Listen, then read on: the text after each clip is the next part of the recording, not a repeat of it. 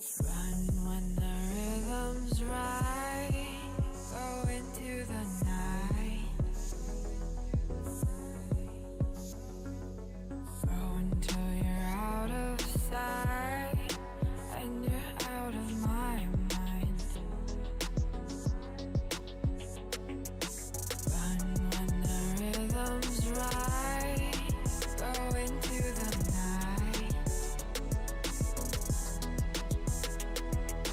Floating as the river flows, easy as it goes to the ocean. So walk on by, I've got no reason to love you, but I do, I do, I do. So walk on by, I've got no reason to love you, but I do, I do, I do.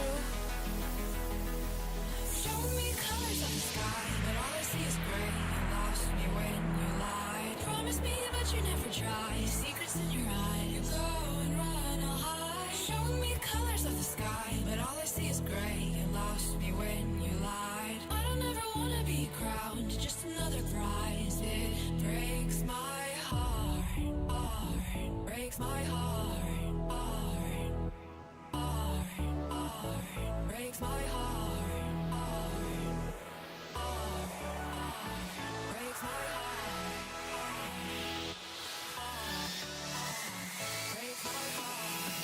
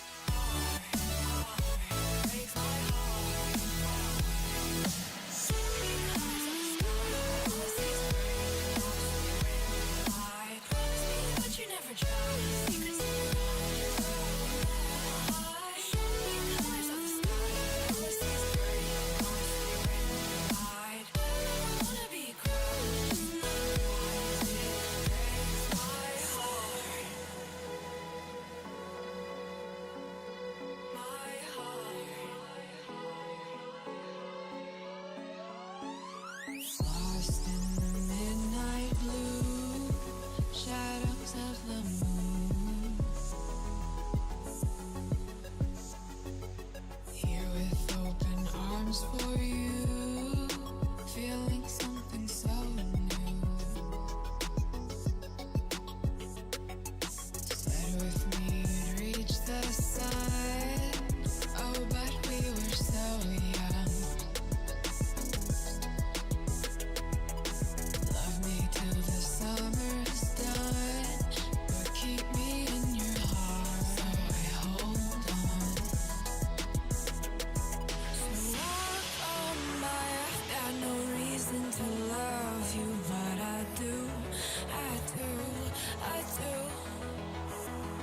So walk on by, I've got no reason to love you, but I do, I do, I do. Show me colors of the sky, but all I see is gray. You lost me when you lied. Promise me, but you never try. Secrets in your eyes. You go and run, I'll hide. Show me colors of the sky, but all I see is gray. You lost me when you lied. I don't ever wanna be crowned, just another prize. It breaks my heart. Colors of the sky, breaks my heart. All I see is colors of the sky, but all I see is colors of the sky. Colors of the sky, but all I see is colors of the sky. But all I see is colors of the sky. Colors of the sky, but all I see is colors of the sky. All I see is colors of the sky.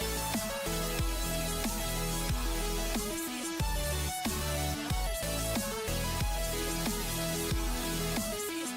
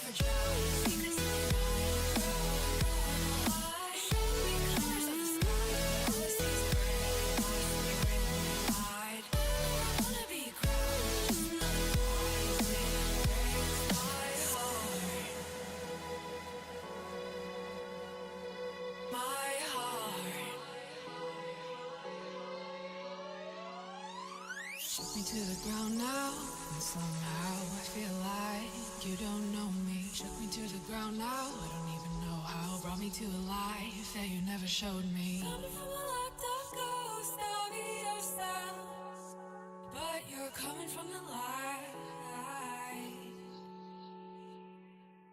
There's more to you than you ever thought there was. Yeah, you're coming from the light.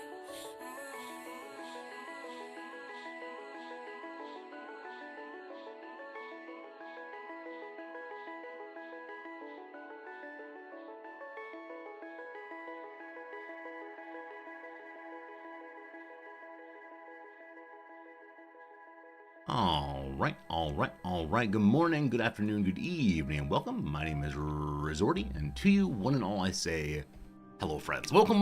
How's it going? I don't know why I do that. It's like a little bounce to the side. Hello, friends. Maybe tomorrow I'll try to go this way.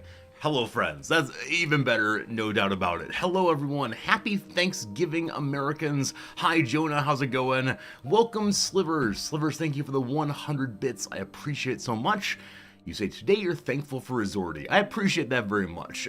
Not to be overly sentimental, but of course, when I think thankful thoughts, I gotta be, pretty up towards the top. Can't say number one, that's my wife, of course, but up towards the top is definitely, I'm thankful for all you fine folks. So thank you for hanging out with me on so very, very many days, over so very, very many years.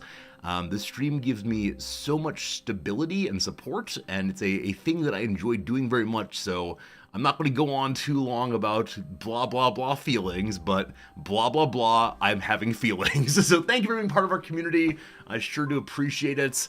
I can't decide if purple and blue and brown look good together, but we're definitely doing it this way. We'll see how it goes. Hello to you, Faruk. How's it going, my friend? Hello to you, history teacher Steve. Welcome in, hip people guy. Hello, MDMA. Hello, Thrumbo. Mark's good to see you. Hi, Axix. Friends, I'm guessing it's a Thanksgiving. A lot of you are watching on VOD, so thank you for being here in that way also. And yeah, I know many folks today are off doing family stuff. Many people today are having their big feasts and all the rest, and I'm hopefully here just for anybody who wants to hang out and have a nice relaxing time. So hopefully being able to do that, give a little bit of company in the evening here. Perhaps you're full of turkey and dinner rolls. If so, I'm a little envious. I used to be the guy who ate all of the dinner rolls, but here in Tokyo, we don't really do Thanksgiving. Even though yesterday was a holiday, Nams and I made a fun little dinner I'll show you in a little bit, but for now, I appreciate having you here. Contraption, my friend, welcome. Hello, Couture-sama. Bonjour. Though it is evening for you, isn't it? Quite late, actually, in France. Hello, Jim, also. Hopefully, you had a fun day. Hopefully, the kids, I suppose, your young women came home. That feels very, very awkward way of saying it. Hopefully, the young women returned to you, but hopefully, you had a good family day. Everybody. So, what do I have for you today? Like I said, yesterday was a day off, so just a lot of grading. The grading is basically done from last exam, and so I'll give those back probably today. There are some students who will be very surprised in the good way. I have a couple of students who have really been struggling, but obviously studied very, very hard for this exam. I'm just delighted by that. You know, if I go into a student's paper saying, the student's been a C student all the way through, let's see how this goes, and then, you know, quite suddenly they end up having that B, B+. It's just a wonderful, wonderful feeling to see the turn happening. Now, in the other direction, some students didn't do as well as they expected to, and that's always a little awkward. That said, no huge surprises, and so things are okay. Kurosama, it's 40 o'clock for you. Very early. You want to say hello for a special day, though. Kurosama, thank you very much for coming by on this holiday day, at least for us Americans. Hello to you, FBA. Any students in chat, raise your hand for good grades. I know a few do watch. It's fine. That said, I would never, ever give out extra credit points for viewing the channel. That's it, subscribing. If you subscribe to the channel, lots of points, here you come. HPG asks, how did my student, the notes boy, do? He did fine. I don't want to go into too much detail about any particular students' grades, but yeah, there was a student who had some trouble with losing his notebook, and yeah, we'll see. I think he did okay, though, and that's good enough for now. Yeah, I get you the, yeah, I did okay. There you go. Yeah, I did okay. Contraption, your young son discovers every year how much he likes jellied cranberry. That's great. I think one of the very nice things about being young is not yet having set habits and set like beliefs and set desires.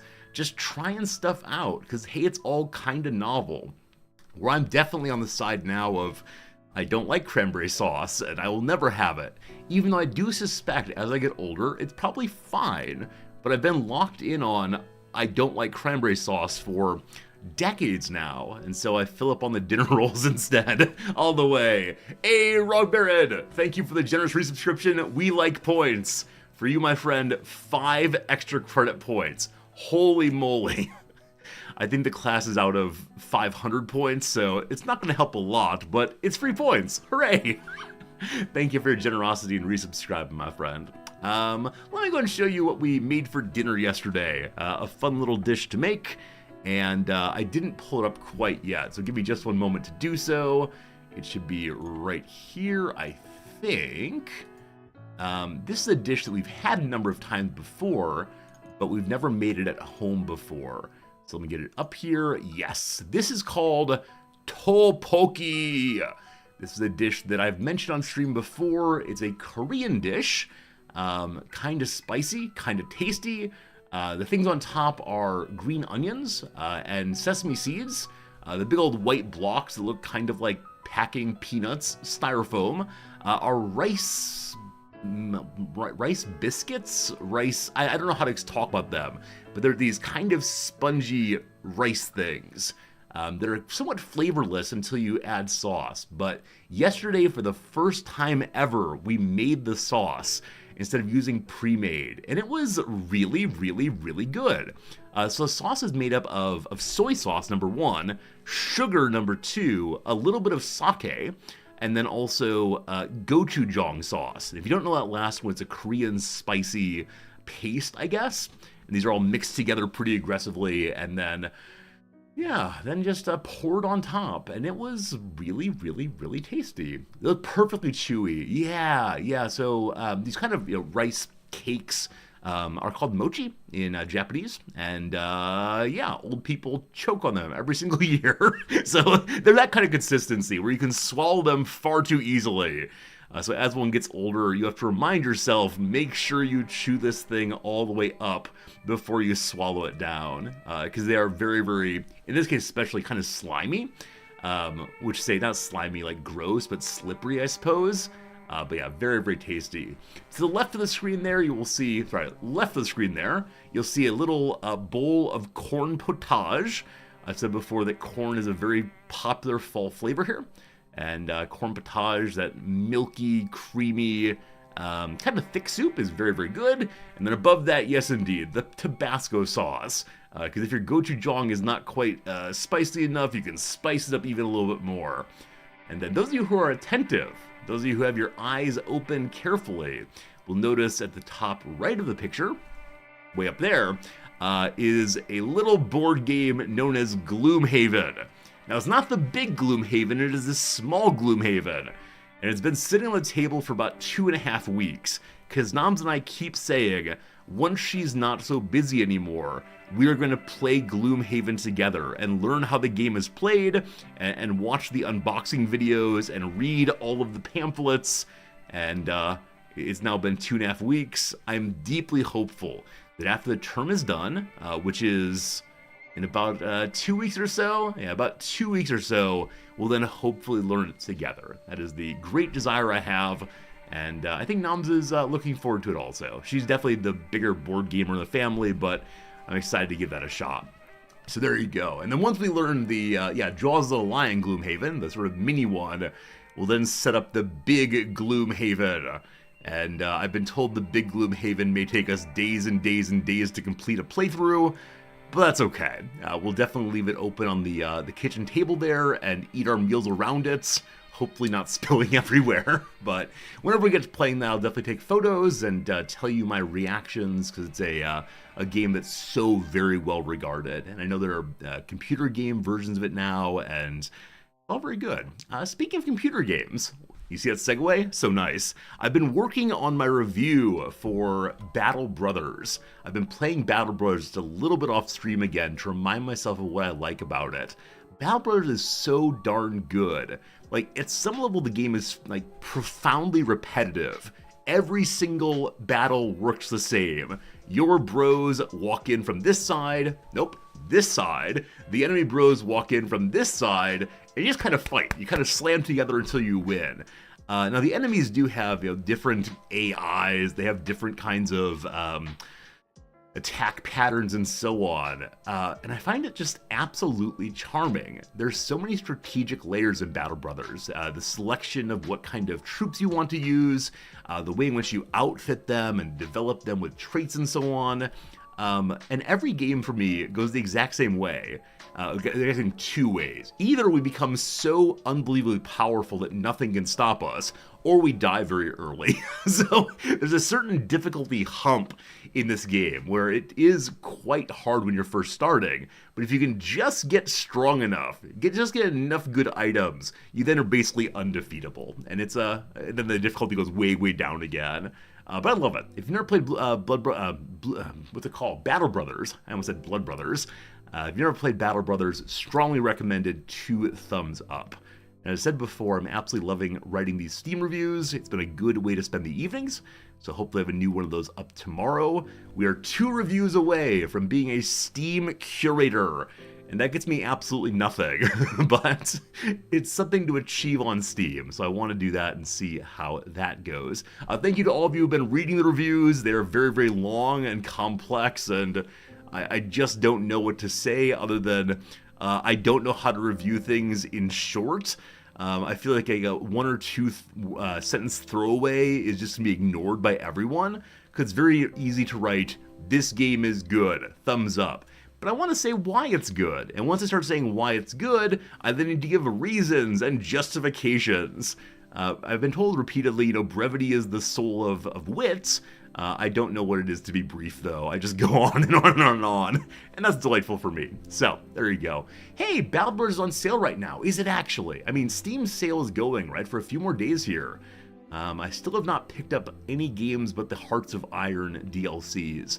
And part of me wants to go ahead and pull up the Steam store on stream. Steam store stream, brutal. And talk with you all about what games we should get. Talk to you all about what games am I missing in my big collection. And I know there's too many. This is the issue. The minute I say, hey chat, what should I buy? I'm going to have, I don't know, hundreds of suggestions. I won't be able to buy them all.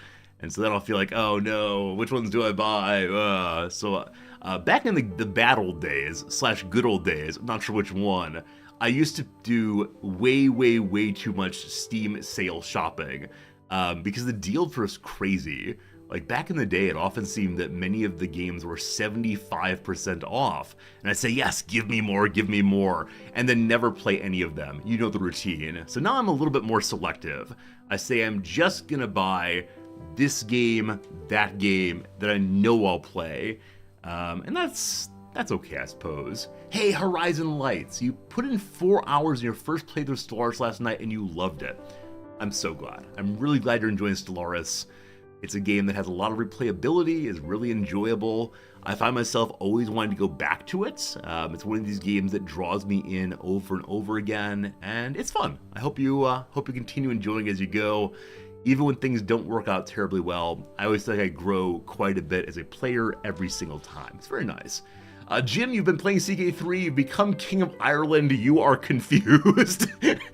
I mean, number one, how great that you managed to succeed, right? You managed to pull off a wonderful, wonderful, wonderful goal. And what are you confused about? Do you need any help right now? I should probably make more tutorial videos for that, but if you have any questions on CK, I'm happy to answer it. In Paradox games, when you're first starting, there's a lot of great joy in just pushing buttons and seeing what happens. Might get you deposed, but hopefully it's a good time anyway. So, one other topic. Today is a day I'm not looking forward to in class, because we're talking about a topic that I don't have enough knowledge to really discuss. The last 3 class days of the semester, I've asked the students what they want to talk about, what kind of contemporary social issues are into them, what they want to talk about. And by almost a unanimous vote, the students want to talk about AI. Now, I understand this concept from a few perspectives, right? Number one, I've read a lot of science fiction, and so I understand that kind of narrative of liberation or destruction that comes often in science fiction when thinking about these world-reshaping technologies. I also know about it from the perspective of labor theory, right? This thing that's meant to make our lives easier, might make us useless in some way. Who knows, who knows? And then I think the students really want to talk about things I don't fully understand, namely, how does the thing work? And like, I understand large language models, but we'll see. Today's a day when I can't really prepare for the day, because the students said they want to talk about it. I'm gonna need them to lead the conversation and to see how it goes. I know there's a ridiculous comment made recently by one of the AI developer kind of people that said we're trying to make God, right? We're trying to make the system that knows all, that is everywhere, that can do all, right? This sort of tripartite, omniscient claim. And yeah, I don't know what that even means. So part of me always wants to be very defeatist in conversations about AI, saying that what we have right now is not intelligent in a meaningful sense.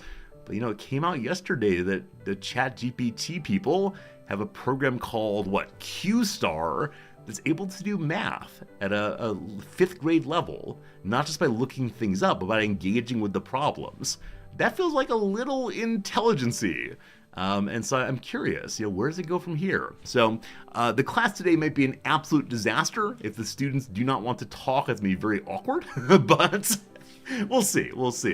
Do any of you have any clever ideas for how to have a conversation about these kind of topics? What kind of things come to mind for you that you might want to have a productive discussion about?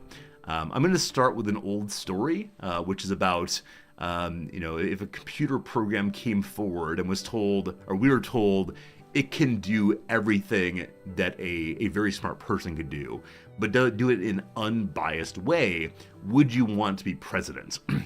It's a very basic conversation that should just start getting ideas rolling. But past that, anything that you would want to ask students or have students talk about and think about in the domain of computer technology becoming better than us in some way, let me know. Hello, Tante Blue. How's it going? Hope we had a good Thanksgiving. It was nice. Yeah, yesterday was nice. Nam made a concerted effort not to do too much work, which I appreciate so much. So we hung out, we watched some TV shows together, we played some crossword. It was a good day. I also napped more than I should have, and so I was up in the middle of the night as well, but that's okay. Hello to your friend Jack. Hope you're doing well today. Stopping in to say happy Thanksgiving to you also, Jack. I hope your Thanksgiving was relaxing and enjoyable. Hello to you, Dodd AEK. Welcome, everybody. Speaking of welcoming you all, friends, the ad on Reddit now works. And so we're going to start the ad in just a moment. So yesterday I let the ad run for about 20 minutes. And in that time, we got 17 clicks and 0 follows. So we'll see if we get any actual traction off of the Reddit ad. The further thing to say about it is, as soon as it went live, many of you had upvoted it and had plus 12 upvotes. That went down to 0 nigh instantaneously. So people on Reddit really hate ads. So luckily no one's come by to insult me yet, so that's good. But we'll give it a couple days and see how it goes.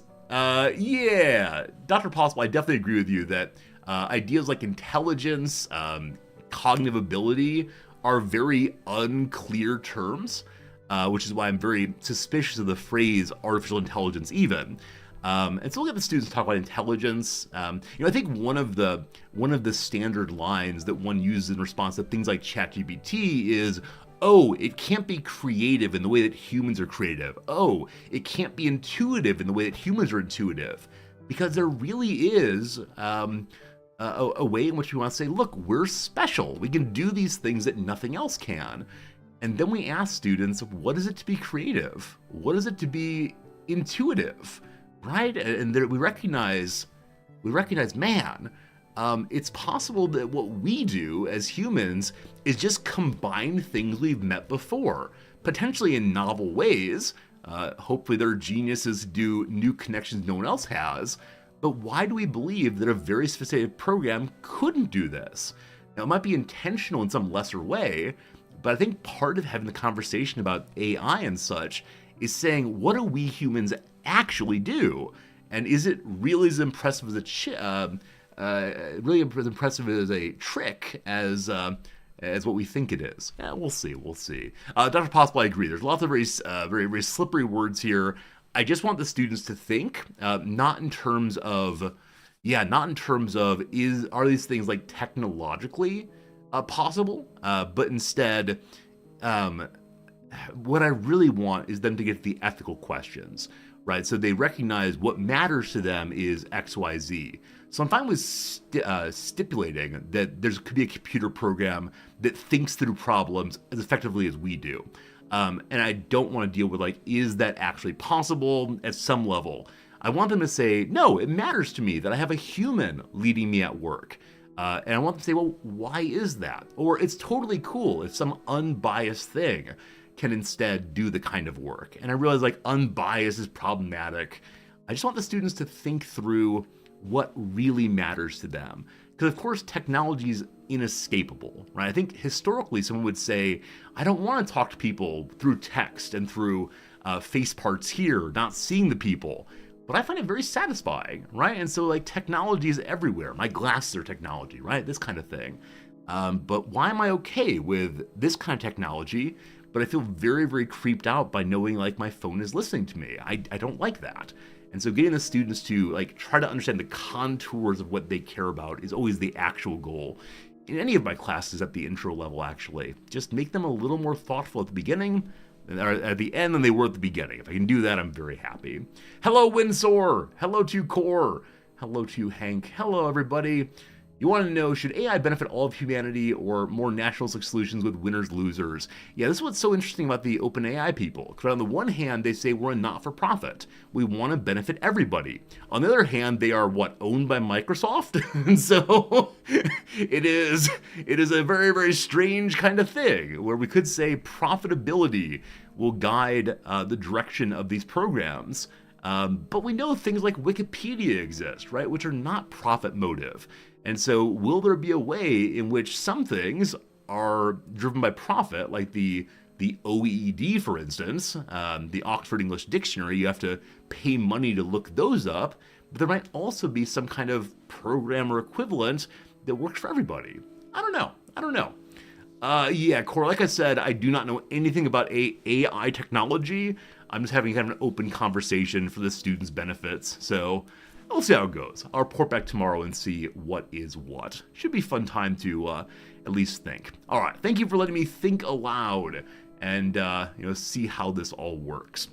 Friends, the first ad break is coming presently. I'm gonna go ahead and do a few minutes of crossword, and then we're gonna turn on the Reddit ad, and we're gonna play Stellaris, and that's gonna be a good time. I think. I hope. I'm so wishing, one last comment before the ad break, I'm so wishing that today we were playing EU4 or CK3, because what I want to have my title as today is Happy Thanksgiving, Turkey's Revenge. Get it? Turkey. Now, unfortunately, the group we're playing in this game is not Turkey. It's just some birds. It's how it goes. Hello to you. It's all the things. I played Imperator Rome. I played it when it came out. I've not played it since. All the things. Do you enjoy Imperator Rome? Tell me stories. 3 minutes of ads, and then on the other side we'll play some Stellaris. It's not a brand new playthrough. It's a continuation when we started 3 days ago. We are currently being dominated. It'll be fine. Move like an ice skater. Possibly like glide, maybe. We'll see. The cube root of 8. That's 2, I believe. Wager, the bet, very good. Hello, Gary. Do I do tofurkey? I never have, no. Noms and I, like, celebrate Thanksgiving. We say we're thankful to each other, etc. But we don't terribly spend a lot of time with turkey or cranberry, etc.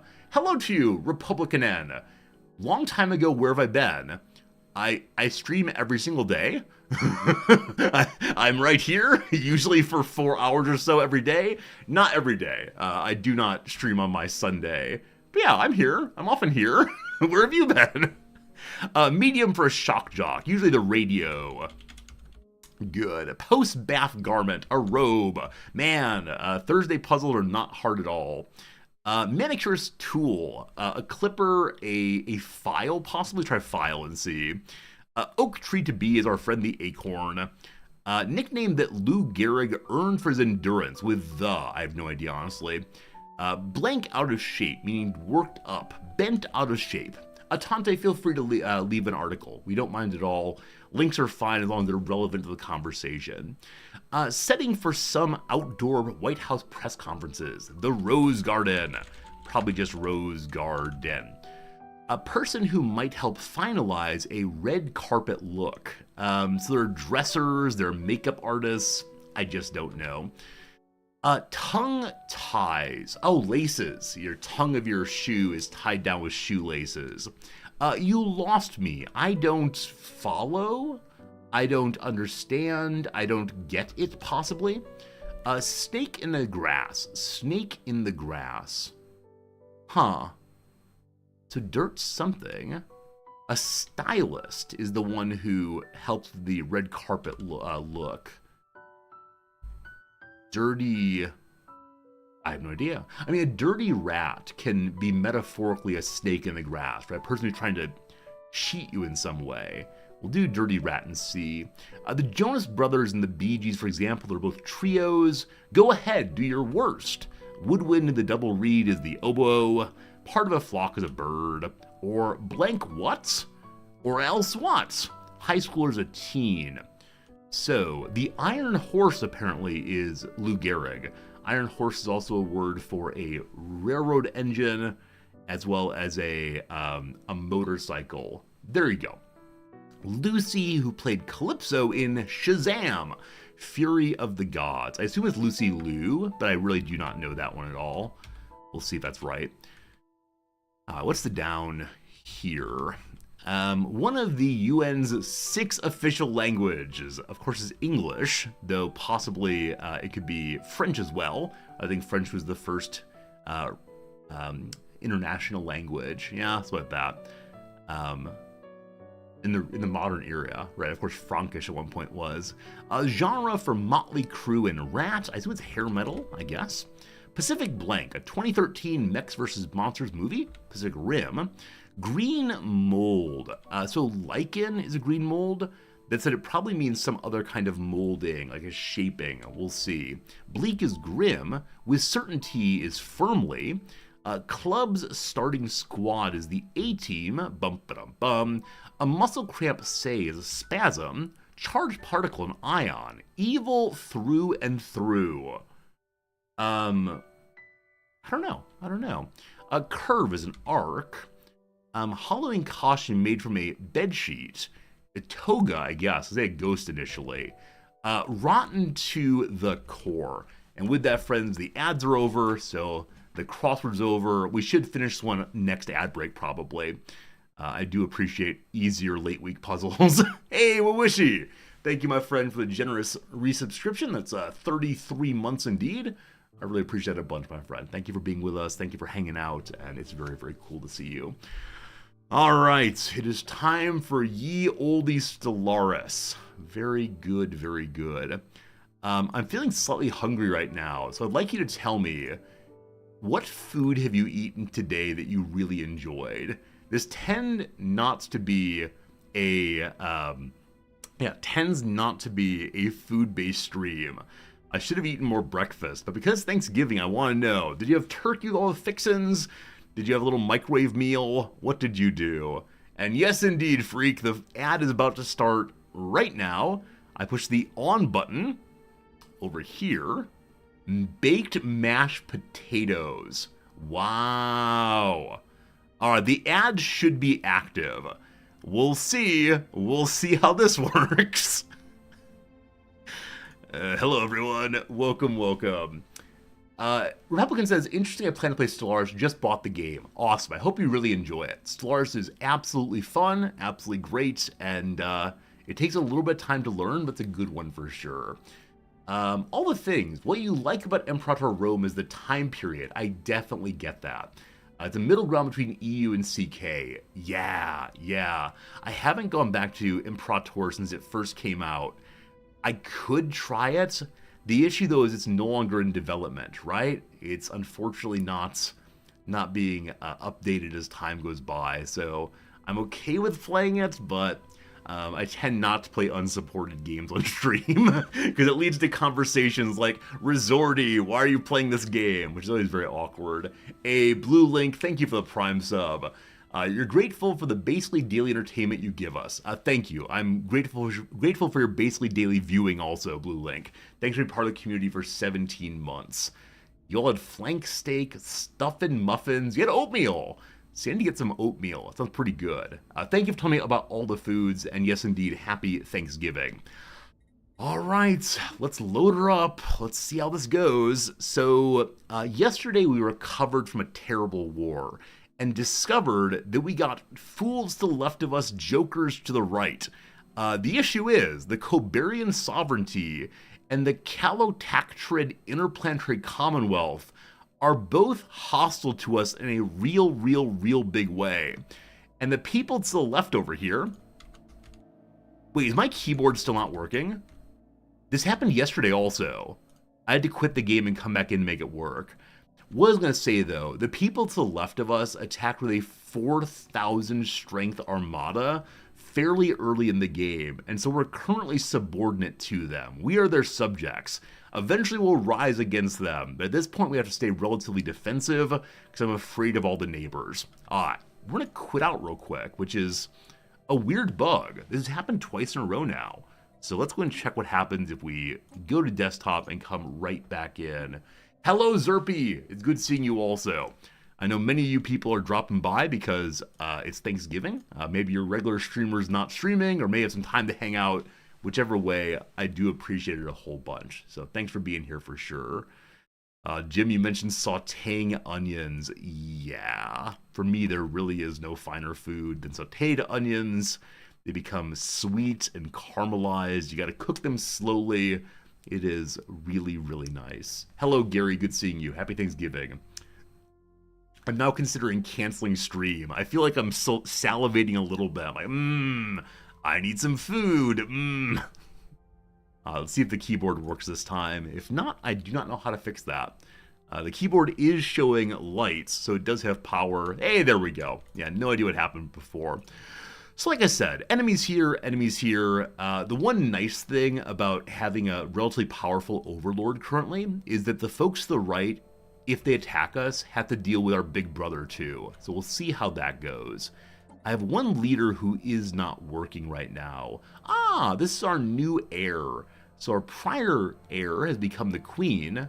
She's a recluse, so not super strong in diplomacy when visiting other folks or the Galactic Council.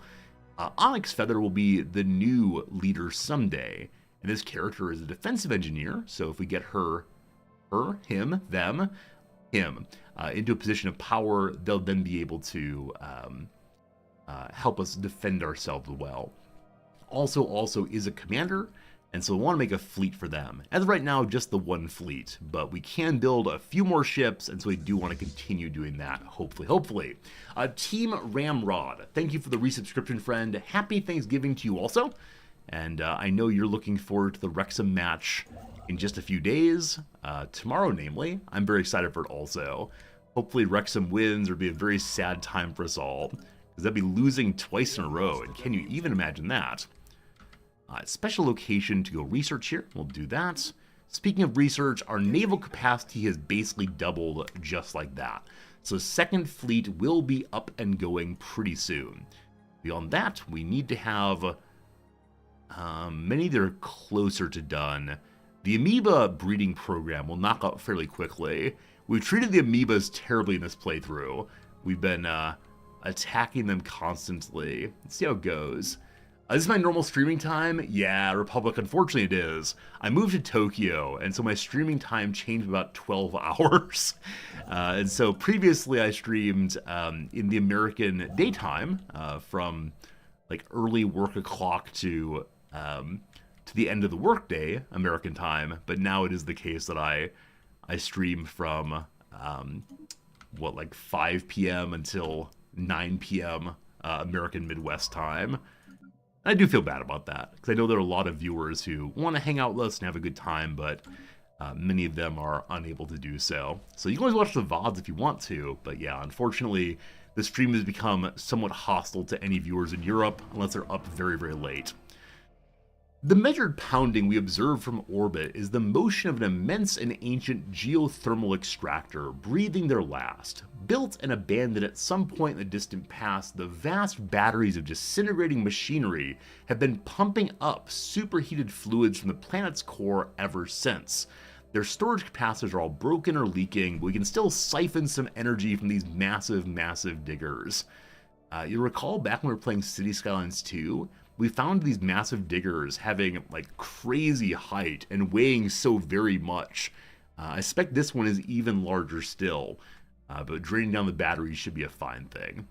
More power and more research too. Nice.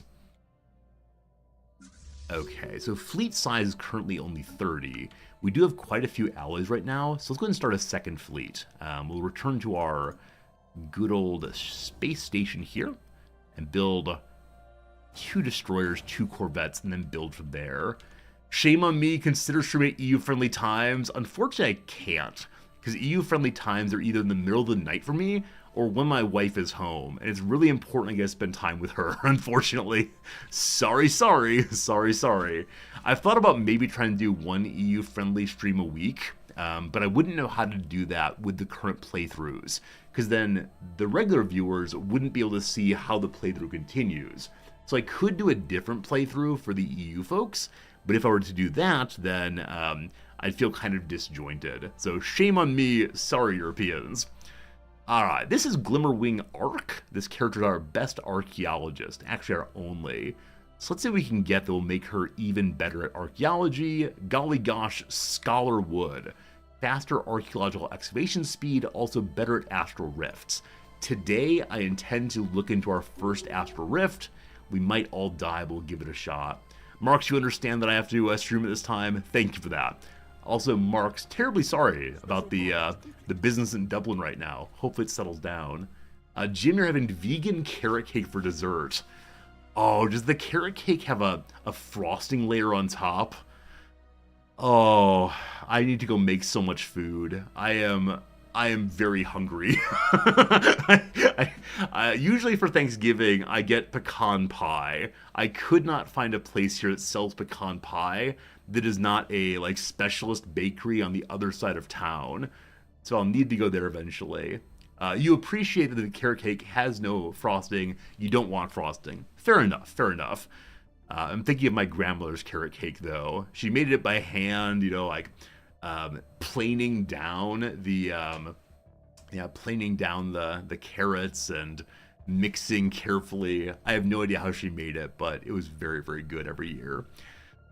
The drones, they're working endlessly, extracting the ever-diminishing resources from their local planetoids, which makes for a dull but informative subject of study here. In fact, the mining networks on Earth, that's our Earth, could stand to learn a thing or two about maximizing mineral extraction rates while conserving some energy. Additionally, we found the drones are not completely silent. They emit a machine that goes ping, though extremely infrequently and at a wavelength hard to isolate from background noise. If there's anyone out there to receive the pings is a mystery for another time. You recall that our earlier playthrough, where we played as the giant rock people, we destroyed the mining drones. This time, why can't we be friends? So our mining stations get even more power and are able to get us more rocks long term. But then, Polbian Cur 1 is uninhabited and indeed uninhabitable, but not unvisited. Down there are tall cenotaphs carved from some mineral, not native to the planet, evidently placed here by an artistically inclined spacefaring race. The monolith's flowing lines deftly chart a history so fantastical, it must be fictional. Surely there were no giant monsters or wonderful Gilgameshian characters to fight them. Also, more engineering research. Engineering research is the main center of this playthrough, because I want my megaliths so very much. Not megaliths, megastructures. Alright, we found a new archaeological site. It's the gas giant one. It's floating along in a derelict way. I believe this one is going to be the casino or resort. We'll see. Not yet in our territory. It is over here. I definitely want this because archaeology is the best thing in the game to my lights. Alright, folks heading up. Good stuff. Must continue militarizing this border. Anytime we think of it, we want to do that. But first, we do have a second fleet begun. Never mind. I thought we did, but I don't see any more, so perhaps not. And 2 levels up. Our leader's leveled up. Right now, she's deeply focused on leader experience gain, but we can help her be an even better research speed person. And the expertise for research is biology or military theory, which is, I believe, social and, at least both society? Maybe. Whichever way, neither is engineering. So we'll take the general improvement. Yeah, it's society, and physics. So for now, general research to everybody. Great. And then, our head commander leveled up also. Right now, they are primarily focused on what happens in the Empire. So Admiral means better for leading a fleet. General is for being a general. Commissioner, more stability for looking over planets. Or lastly, strategist. Ships build faster. We'll take that one for sure. Fleet number 2 is ready. We dump our air on that one. Hopefully the air does not die. That'd be an error. Republicans say, now that I live in Tokyo, I'm having a great time here. It's true. Can I communicate with the locals? There's a lot of gesturing and set-piece conversations. So, if you mean, am I fluent in Japanese? The answer to that one is most surely not, but gosh, I try. And you said it's a Brit like me? I'm not British, I'm American. Usually people guess I'm German if they guess that I'm non-American or Canadian. But yes, indeed, this American is in Tokyo. It's true. I want to take this as fast as possible. So are you almost done with scanning here? Or is there a fair bit more? A fair bit more. So we'll go to there in a moment. For now, we grab the black hole. Also, seeing there's some unclaimed trade there and there, we want both of those soon enough. And we found an enemy force. The ancient mining drones just want to be left alone. Eventually, I hope to pacify them. So I'm able to get myself the archaeology site there also. We'll see. But the crystal mines are possible now, so we can go get our rare crystals. We now have access to both explosive motes as well as better crystals. Very, very cool. We're nearly done with the Starhold here, so we're going to go ahead and increase the levels of our defensive platforms at the borders soon, soon, soon. And the council agenda can go. Better resource output from our specialists. More unity. We're running out of consumer goods. We need to fix that soon. I'm not sure what level of consumption we have going currently. We'll see. Abel, you also thought I was British. I really wonder why. I wonder what way of speaking I have that reads as British to some people. So I'm fairly sure to the British viewers, I'm obviously not. Not even a little bit. But I do occasionally say Zed as a joke. But I don't know. All right, what do we want to do next? I mean, more unity, more good early game, I'm fairly sure. Yeah, let's definitely do that. So we're going to take Evolving Society, use ideas about how great we are, which will help us rush along and finish Prosperity soon, and then pick up, I don't know what for right now. Probably something military is coming next. We shall see, we shall see. All right now, Earth here. Our Earth has an open spot. I believe I want to put what here? I do need more alloys. I do need more production of civilian industries. Frankly, what we need is another planet. And I believe I just saw a colonizable planet to the far northwest. We'll look in just a moment on that. We have plenty of housing, plenty of amenities. Our population grows and grows. We've yet to upgrade this thing to level 50. So maybe I'll need to produce or research that next, because higher administration, lots of jobs, all very nice. On this planet, I'm going to do more research. Just want to keep that going. The Owl House will push out more consumer goods and such. Though, my goodness, stability is getting worse and worse and worse. Pop approval rating is very low. Oh, we have no amenities. Whoops. So get a city district going for more amenities quickly. We may need to make a hollow theater after that. We'll see. My R is American, everything else sounds more British to your German ears. So German people and Swedish people think I might be British compared to American. How do Americans sound? Like, I don't know what Americans sound like in general. I'm fairly sure my accent is pretty flat Midwestern. It's not quite Kansas flat, but close to it. I know like Boston accents often are, identified as American, but mine's just not that at all. Who knows? Who knows? Science ship is doing nothing. We'll ask it to wander about a bit. And like I said, we want to build up our defenses here. Totally full. Only allowed to have 8 platforms, all we can do. And so push to the Starhold, the next level there. I just Wisconsin undertones. Yeah, I spent a decent period, probably about 10 years of my life in Wisconsin. Both as a student and as a professor. So probably an element of that blended in. All right, here is where I'm so very excited. This is our first time to ever be able to go into a rift in this playthrough or any playthrough. We might get destroyed immediately. Let's read a bit. We've developed technology that will allow us to slip between the folds of an astral rift, the Rift Sphere. Constructed of a highly advanced, perfectly smooth nanomaterial, the sphere is able to frictionlessly guide through turbulent areas of space and time. As we're unsure where we'll arrive, each rift sphere is connected to an anchor cable. We can yank ourselves back into the other world. I feel like this is it called a bathysphere? Where you throw a submersible over the side. It goes down, down, down, full of oxygen, and then you drag it back up again because it doesn't have any kind of propulsion. Alright, the cable is tethered to a science ship to drag us back. Let's see what we can find. Is that a new kind of building or a ship to build? I assume it is. Let's find out. Alright, shipyard here. I don't see one. Okay, I wonder if every science ship can now do that. We found another astral rift checkout. So yes, you just dump any scientists into it. As of right now, we can have additional leaders, I believe. So I think I want to hire a new scientist just for this time. A lot of bureaucrats, some commanders. Here are possible scientists. So, good governor to give more food.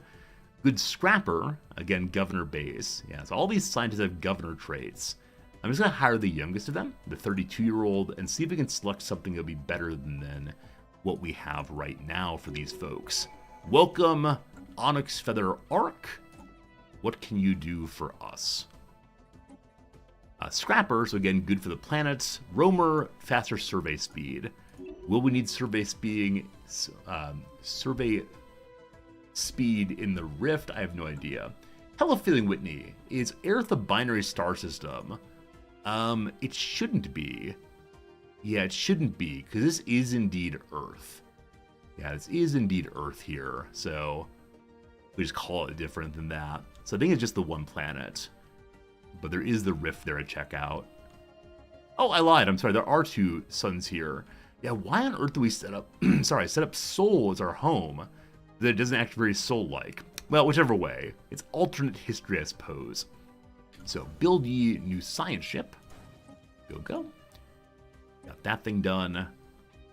What is the transit hub? I always forget.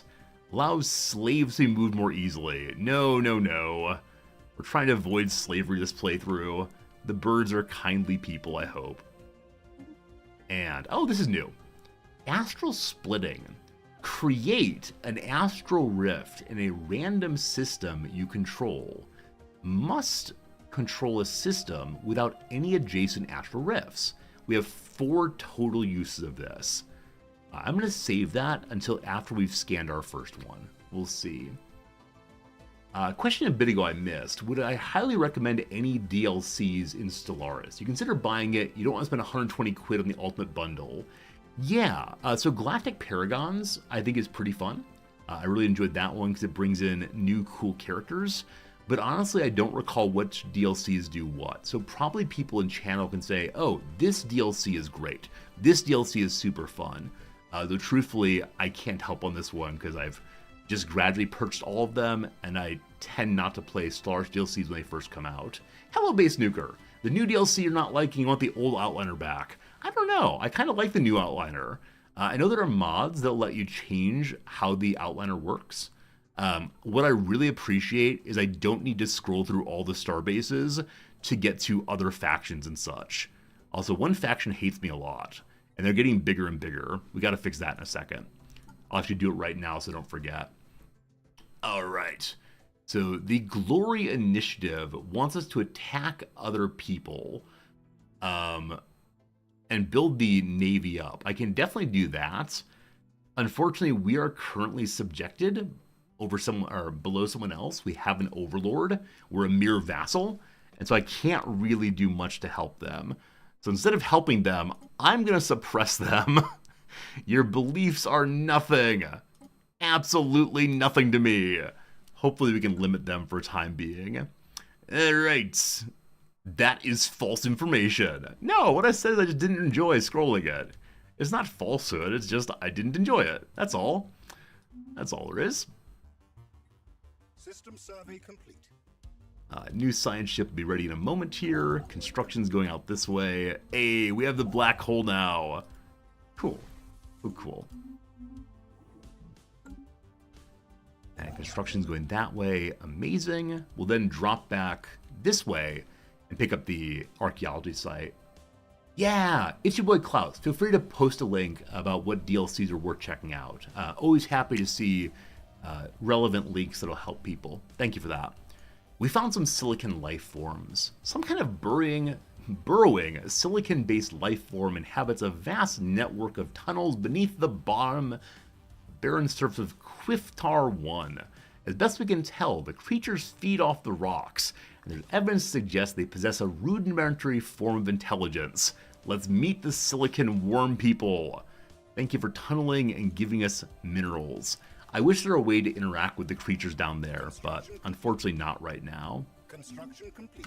Okay, built out that way, glorious. So lots of mining and such.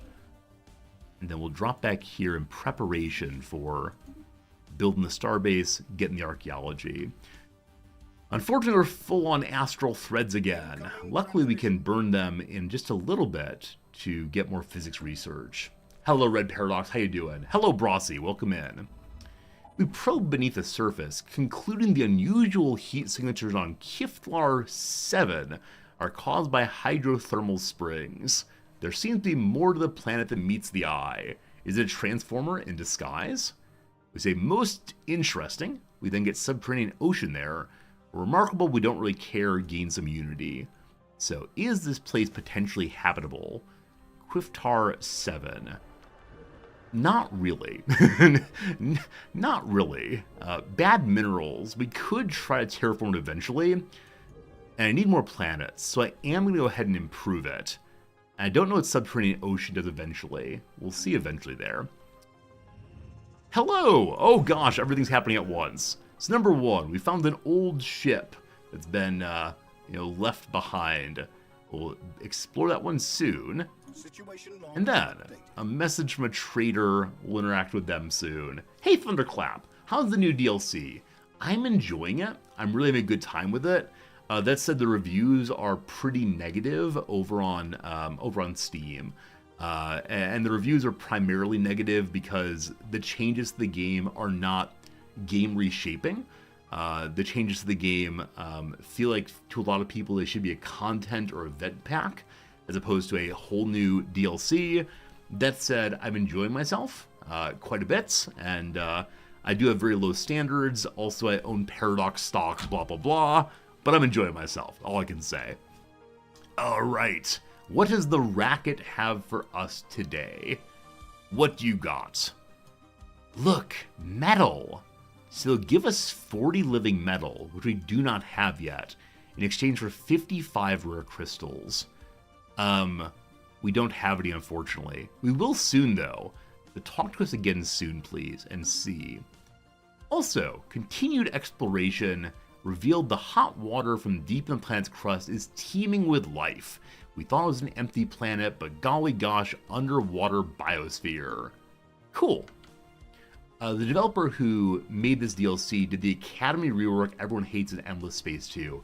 I've never played Endless Space. I tend not to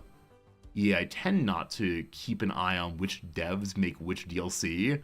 In Paradox, I trust, but I probably should pay attention a little bit more on that. All right, these people who are currently our overlord wants to have a migration treaty and bring their filth into my territory. We're xenophobic, we say no. They might beat the dickens out of us eventually. Hopefully our overlord treats us well enough and keeps us a little zoo, hopefully. Alright, a construction ship needs to go check out a place where a ship was left behind. Way over here. In that case, I'm going to go ahead and make one more construction ship and then maybe leave it around. We'll see, we'll see. So, check out the shipyard here and create construction ship. New science ship I made. Right, to go into this location. We're going to change his name because Fluttering Petrel is not appropriate for a deep diver. So what kind of bird deeps most dively? That's right. Deeps most dively. Other way around. Which one dives most deeply?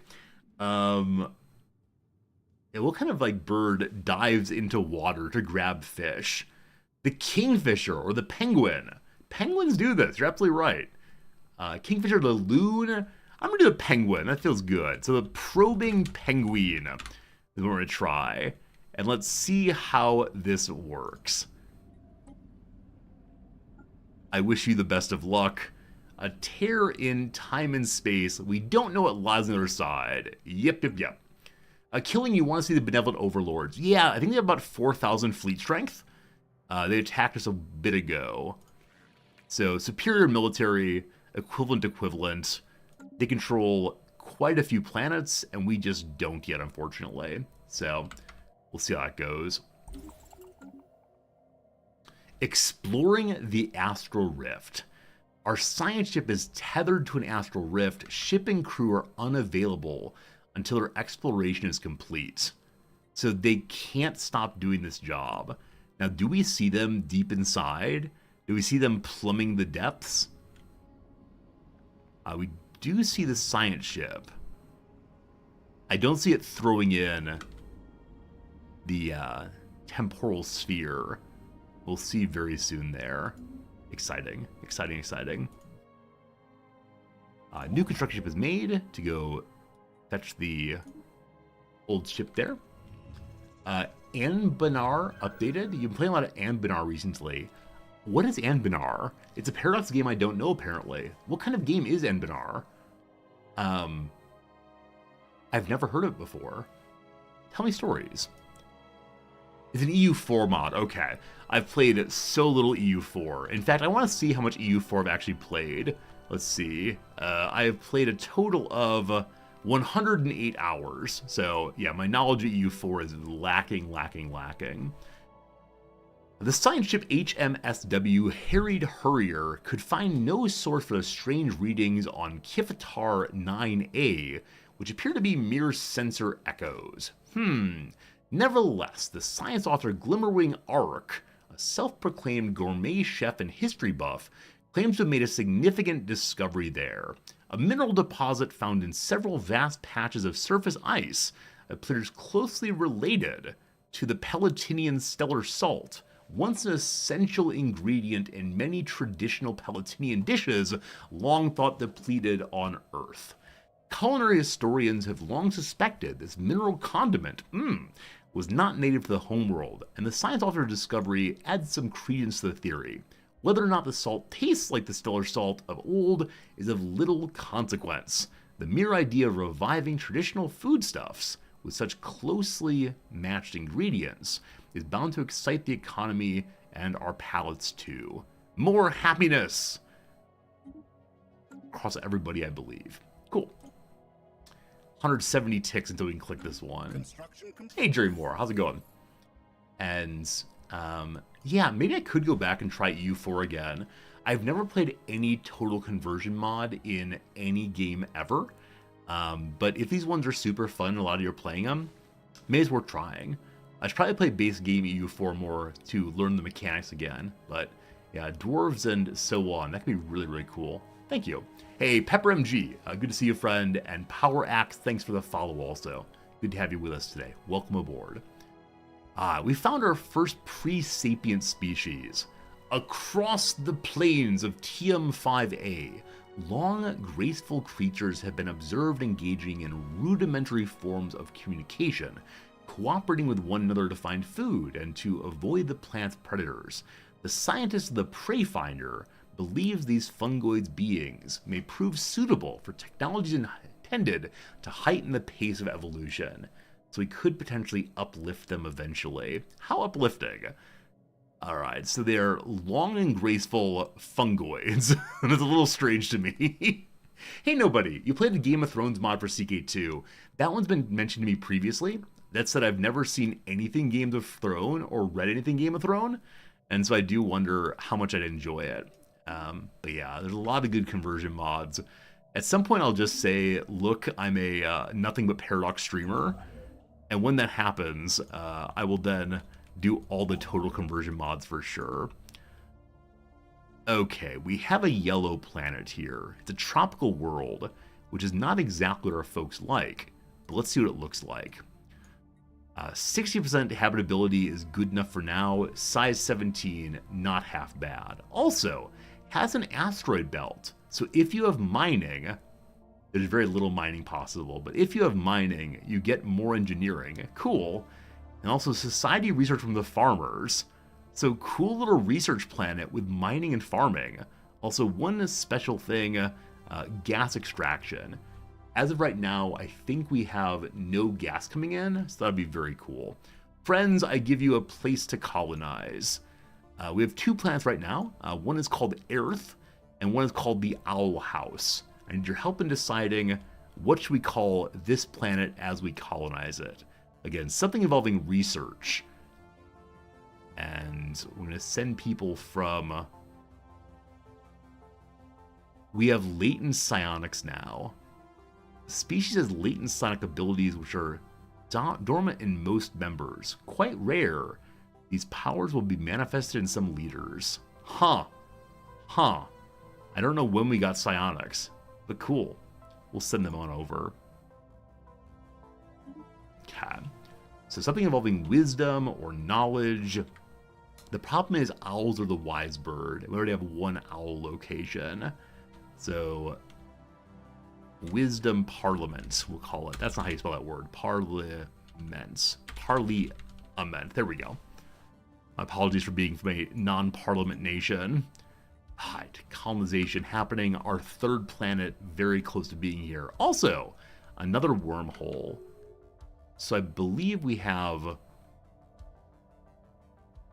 thought we had another wormhole down towards our home. Ah, there it is. A shroud tunnel instead. Gotta keep an eye on that too. We've been insulted by the neighbors to the east. I don't know why. I don't know what they want, but as always, we need to now strengthen this location. We do have a Starhold coming in. Very soon we can upgrade that too. Cool. Friends, have been live now for about an hour and 10 minutes. I want to say thank you for being here. I hope you're enjoying your Thanksgiving or your random Thursday or maybe even Friday. Here it's Friday, the last day of the work week. I'm excited for a weekend of a nice time. Glimmerwing Auric. Who are you again? You're a science ship character.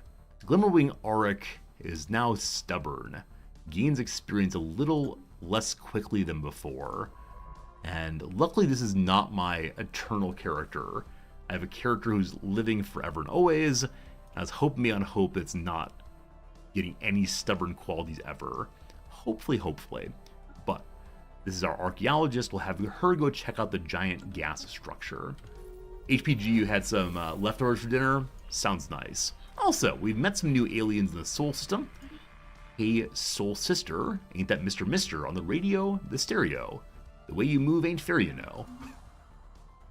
So we're meeting some new folks. I will move a scientist over to meet them, and hope that they will probably just be traders. Again, anyone passing through Sol tends to be a trader.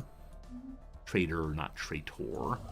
System survey complete. More surveying, more good. Also, we have an open slot here in the Owl House. So, totally plain planets. I want to make something here. Hey, criminality's down to 0 finally. That's good. Stability's still bad though. So we need to have amenities. We'll go ahead and make them the movie theater to make them a little happier for now. 2 entertainers will create a total of 16 enjoyment. Good. And none of my plans are designated yet. It's a forge world apparently. I guess that is the primary task here. Earth is the capital, of course. New planet will start eventually. We found the old ship. It's a civilian transport. There's nothing valuable there, but we got a little bit of technology of mineral cutting beams. And then the air is leveled up. The air is one of our secondary commanders. As of right now, there are no abilities they can get that will be useful unless they go on the council. So I'm going to give them an increase to hostility so that we do more damage on all ships, no matter where we are. And then, first contact. Oh, comma no. It's barbarism. The dwellings on the Habitat Station suggest an advanced society. The envoy Kirinama is unsure whether we're dealing with an intelligent life form. They are so hostile. Stable society is impossible. Welcome to angry mercenaries. Angry pirates. Very soon. We don't know where they live, but they're coming for us soon enough. We can deal with the... Jim. We can deal with the criminality by watching them like a hawk. Yes. More puns, more good. We have mastered a new technology. As we created a third construction ship, I'm going to have it run forward and grab the special crystals here, and then I'll probably get rid of the third ship. We just don't need that many. But better shields as possible. Then, we'll go ahead and do the cheap auxiliary fire control. Just trying to keep our ships a little bit more upgraded than before. Oh no! Gemwing Arc is now lethargic. So the air is unfortunately causing their own ships to move more slowly. I don't know what causes any kind of change to negative effects. They just pop up randomly sometimes. I'm always kind of bummed out by them, but I guess it's how it goes. Got ourselves a whole bundle of ships now. Let's launch it and see how it goes. And then we'll upgrade too. And this fleet needs a few more as well. Give them a few more destroyers there. No more alloys, but we have absolutely so many energy credits. So once more to the market to buy alloys. Lots of minerals too. Yeah, we really got to get our production up and going on alloys. There's such an imbalance between these. But with that, we can now reinforce you also. And then we have a number of, unfortunately, high number of border locations here and here. I'm going to go ahead and continue improving Chiblar for now. Oh, no allies. I spent them all on upgrading the ships. All right, another opportunity. For 55 rare crystals, we can now buy living metal. Unfortunately, we didn't get the crystal producer up early enough, so that is passed for now.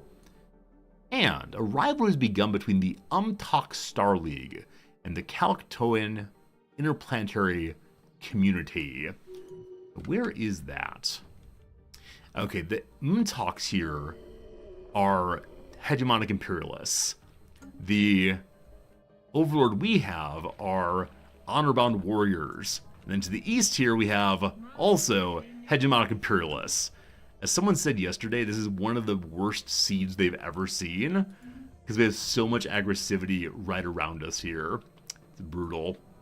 All right, let's check out our first ever event here. A ruined planet is inside of the Astral Gate. Our voyage into this rift near Earth has delivered us into the orbit of a planet in ruins. Upon entering the atmosphere, we discovered a landscape pockmarked with burning craters. Here and there, warships lay half buried in the sands. The world, a battlefield. Intercepted radio transmissions are frenzied and unnerving. Incredibly, the language of the inhabitants matched precisely with documents we recovered from the ancient sphere beneath Earth. Rough translations indicate that people are on the losing side of an enduring conflict. Their foes, referred to simply as the invaders, are preparing another wave of attack. Given the devastation here, it may not be the last. Do we find any people down here who are like us? Let's keep scanning and hope for the best. Also, we can now go ahead and build up you. Cool. Considering buying a whole bunch more alloys, there's probably no reason not to. But first, deep inside of a crevice of a giant asteroid, we found something astonishing. There's a mining gear attached to the rock, digging itself into the vast depth of the asteroid. It stands abandoned, with no sign of who placed it there. If we stop this machine, we can learn about technology. Let's hurry though, before it gets crushed. We can stop the machine or rip it apart and get 1,000 minerals. We stop that machine. And where is this? We have to have a construction ship to get there. It's right there. I did make a third construction ship to head forward and create a building here. What I'm going to do in the short term, though, is grab this ship as soon as it's done with making the starbase and try to go stop the drill to learn more about technology. Cool.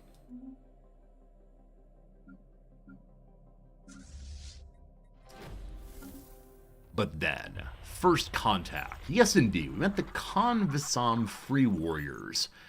The Tau Menace are a nomadic civilization known as the Khan Vissam Free Warriors. They occupy a large space station in the Pathabon Vortex, house the bulk of their massive numbers in crowded and squalid conditions. They fight.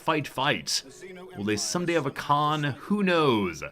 Hey, more Dwamaks! Alright, the foolish Dwamaks, that's us, are not quite sure what to do with these people.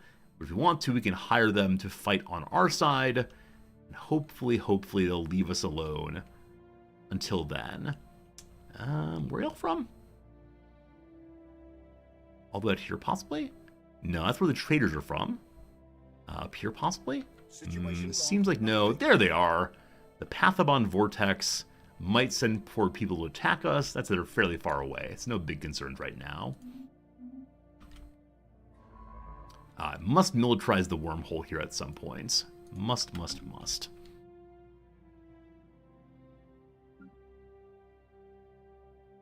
I see that a lot of my bases can be upgraded. We should definitely do more of that. Signs of battle. This thing looks like an absolutely giant laser, also like an absolutely giant crocodile. I hope it's a crocodile that shoots crocodiles. There's clear evidence a massive space battle took place here at some point in the last 5,000 years. The surface on one side of the moon is pockmarked with craters from stray weapon blasts, and scans from the HMSW Nest Finder have picked up several hulks on the ground. Hulk smash! Though the wrecked ships are all in very poor condition, The fact that anything remains at all after all that damage they must have sustained is a testament to the advanced technology and design. We sift through it to find what we can find is a Mount Graveyard Expedition. What will we find up here then? Show me what you got. Cool. We can unlock the last bit of prosperity. If we do that, we get more resources and we unlock one more ascension perk. For now though, more housing everywhere. And then what do we do? So far we've researched research, of course. Enigmatic engineering is helping with encryption. Nihilistic acquisition, we can raid people and abduct pops. Seems like monstrous behavior. Cheaper expansion, always very nice. Grasp the void. More star bases, one vision, more unity, that is very strong.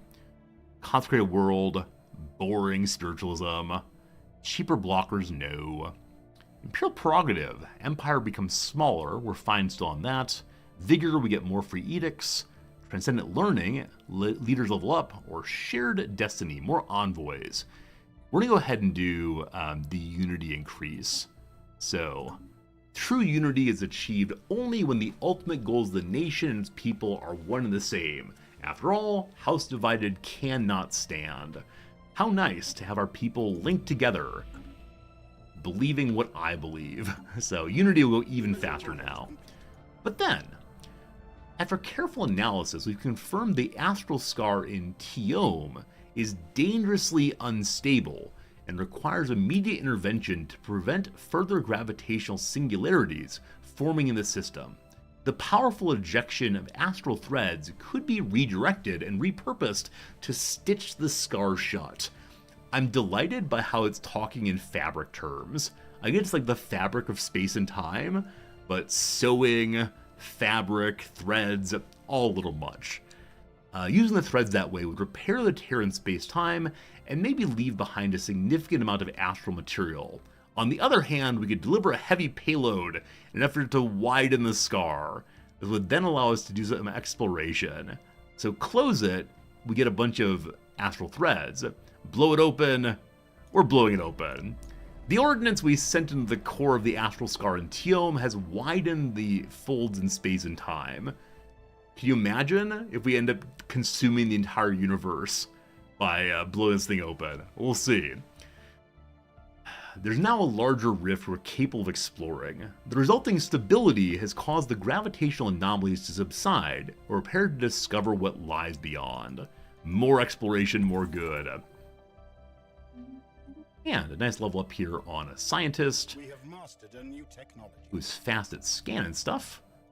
Keep that up. And we have more housing through the system. So much housing everywhere now. Mineral cutting beams will take mere seconds to finish, so even more mining. We love that so much. And before I forget, I need to build a starbase here to defend against the wormhole fairly soon. I could put the starbase back farther. I may end up with more than one here, though, to keep an eye also on the trade. We'll see. We managed to stop the excavator before it broke down. It's a remarkable piece of machinery with a smooth surface covered in diamonds. Ooh, we're rich. No one tell the Beers Corporation. It's ours. At first glance, the whole drill seems like a solid piece, but it's simply so well put together, we cannot notice the grooves in the joints. The engineers can reverse engineer. We learn about deep core mining. Fantastic. And then, mining station increases again. So many minerals. And so, go and knock out the partially completed deep core mining. Even more minerals. It's all getting a little excessive there, I think, but that's okay. What you doing, friend? You're scanning, good stuff. Other science ship will set to just looking around. Good. I'm gonna go ahead and sell some minerals. We just have way too many for right now. So to the markets, engage in the selling of minerals and the buying of sell food also. Anytime I sell food, I regret it later, but more alloys. The allies then needed to build up defenses here. Actually, not upgrade them yet. Let's build out a few platforms first. And upgrade what we can. Okay.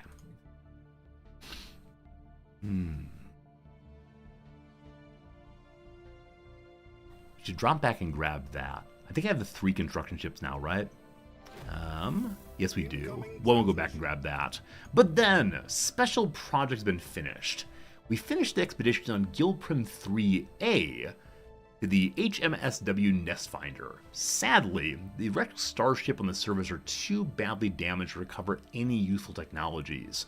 The vessels are clearly very advanced. We gain valuable engineering insights, we analyze them. We can build science there and get more science points. I'm really expanding. Did my Overlord prohibit expansion? No, my Overlord said if I expand, I have to give them some influence points. We're doing very, very well on influence because we have no agreements with anyone. Opportunity now to get diplomatic agreement, research indeed. So if we go into research agreement with our Overlord, we'll then get 886, share 728. So the fair trade in some measure. Where are they relative to me on technology? Equivalent right now. So I'm going to say no on that. Sorry. But then we discover the gas giant floating machine is indeed a pleasure palace. There's luxury happening with rows of slot machines. Dead, mummified aliens of at least a dozen species are found here. Everyone tried to get away.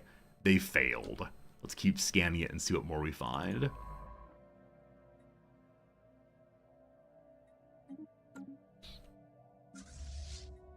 Okay, reinforce there. The Toad asteroid. For some reason, someone towed an asteroid into a stable orbit at TMB2. The massive engine sections and braking thrusters can still be found on the surface, although they've long since been rendered inoperable. Whoever did this also mined the asteroid for minerals. These operations were seemingly abandoned shortly after they began. Unfortunate. We now know about amoeba flagella. We can breed space mules in captivity, make the flagella go fight for us instead. Feels like slavery, I'm afraid. Just a little bit. We're going to knock out hydroponics farming. Food's fine right now, but eventually, with the lack of planets, I may need to have things growing elsewhere. Perhaps. Express mail. Once the Nest Finder got close enough to scan a cargo pod, it assumed the sensors were malfunctioning. The pod's built of the exact same alloy that we ourselves use for spacebound structures. The likelihood of an alien being coming up with this is beyond unlikely. Yet after recalibrating the scanners, the same results appeared. Upon opening the pod, the only thing greeting us is a collection of documents detailing exactly what should assign our scientists for the next 10 years. It will definitely do that. Unity drops, but we gain more research speed. For 10 years' time, so good. Hey, my eternal character, the Undying, leveled up again. So more expertise to materials, or expertise to archaeo studies, which is society, or increase in new worlds, which is also society. I don't know the tech trees well enough to know what exactly I want on these. I am going to go ahead and grab just more engineering forever and ever and ever as I can. Friends, it's been another hour since last we took a little break, so we'll take a 3-minute break to do some ads.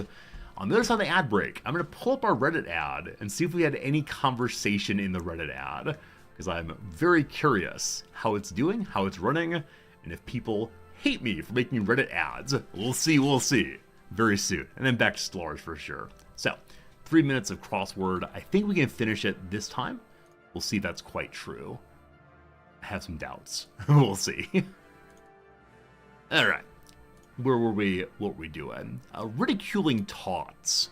Could be Neener. I don't know. The green mold is probably lime jello. We'll see. They're jeers then. Having a well-defined physique is toned. Swear to is a test to. Buddies are probably pals. PC key near the spacebar. Good old Alt.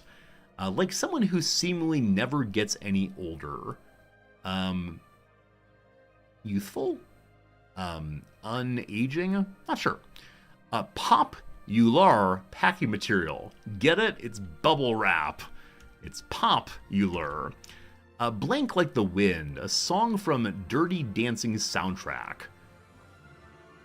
I have no idea. Comparisons sometimes written with colons. Blank is to, what is it called? They're on the SAT, I believe. So, duh is to duh, as duh is to duh. Absolutely forgot. A blast from a trumpet. Toot. Blare. Mostly Blair. Doing nothing is probably idle or lays. Generates with ups. Generates with like fires up, could be levels up, amps up, not sure. A stage of life for a caterpillar is a larval stage. Water temperature tester is one's toe, very cute. The G of LGBTQIA+. Girl's the easy one, the gay. And then sound from a bird, possibly cheap, let's see. Non-kosher deli order is the BLT, so tweet is what birds do. Elon Musk is gonna sue me. The biggest piece of the pie is the lion's share. Lion's share, 2 S's needed. Savings for a rainy day is nest egg. A common side dish at a barbecue is the coleslaw. Put off until later discussion. We table the discussion. Vim and vigor are peps. A venue for a huge concert, the arena. Like a fussy baby. Hungry, tired, colicky, no idea. Yeah, it is indeed ageless here. I apologize for, probably said unaging. Ageless is what we need there. Fussy baby, it could be gassy. Need that little padding of that kind of thing. Deliver a subpoena is to serve. Worm on a hook is bait. Nullify is to undo. Big bundle on a farm, a bale of hay. It's SNL alum Kristen, it's wig. And lastly, goal in musical chairs is having a seat. Hooray! Thank you, Thursday Puzzle, for being somewhat easier than the others. For the rest of today's stream, we'll do the backlog. 1, 2, 3, 4, 5, 6, 7, 8. Cool. So we have a Thursday puzzle from last week I could not do because I had a doctor's appointment. Speaking of which, I have a doctor's appointment at 12:30 today, so I'm gonna have to leave at 12. So we got 2 hours of streaming left. Glad to finish one of those though. Hello to you, Miss. Good seeing you. Hello, Machine Head. How's it going, my friend? Happy Thanksgiving to you also. And Toasted Wookie always feel like cheating versus a Monday puzzle. It's true. How many tabs do I have open? One for every old crossword to shame me. I don't want to change the size of this window or I won't be able to get it back again. But yeah, I have 1, 2, 3, 4, 5, 6, 7, 8 puzzles open here. And then a 9th one for the current one. So that's how it goes. We got 30 seconds if we can do anything on this one. Athlete's top supporter, probably a sports bra. Seems likely. Make a trade. Swap, probably. Warning on a winding road. Curve ahead. American Pie actress Reed. Is it Tara Reid, I think? Major head turners.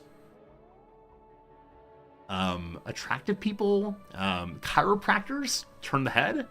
Something like that. Redding in the Rock and Roll Hall of Fame is Otis Redding. Autumnal Equinox Month. I think it's September, but I'm not sure on that. Savings investments are CDs. So I think September is correct. Let's just do the downs across here, then back to the game, I promise. Works for me. Sure. Kitchen work before dinner rush is prep. Eggs in a fertility clinic are ova. The blank of the day. An Oscar-nominated film based on a Kazuo Ishiguro novel. It remains the day. I have that book upstairs. I said I was going to read it eventually. Maybe this winter we will. Bingo Hall Furniture. They have tables. Waves away his shoes. Turn the blank around. A 1994 Gloria Estefan hit. I have not thought of Gloria Estefan in such a long time. Turning the beat around. Good. Rode into the Chinese zodiac as a rat. And podcast interruptions are ads. Speaking of interruptions, not on podcasts but streams, let's go check and see how the old Reddit ad is doing. So allow me a second to pull this thing up. And put away the Topoki. Delicious. All right, it says it's active. Let's see how true that is. Babby's first ad, show me what you got. 0 votes. See, this is what we love most of all. When it went live, it was 12 votes. Now it is 0 votes. And no discussion, unfortunately. I was hoping someone would come by and say, Resorty equals bad. But nope. I wonder if anyone's clicked on it yet. I wonder if anyone's come by and said, hello, Resorty. But I don't think so, unfortunately. I do wonder if running it on Thanksgiving was a mistake. If no one's on Reddit today. But I'll be running it on and off for the next week or so and see how it goes. Very well. Forgot to pause the crossword. Let me do that real quick. Okay. So, sip of water and then back to the game again. All good. You haven't seen it yet. I hope it's actually running. It is possible it's not running. Who knows? I found Reddit ads so unbelievably challenging.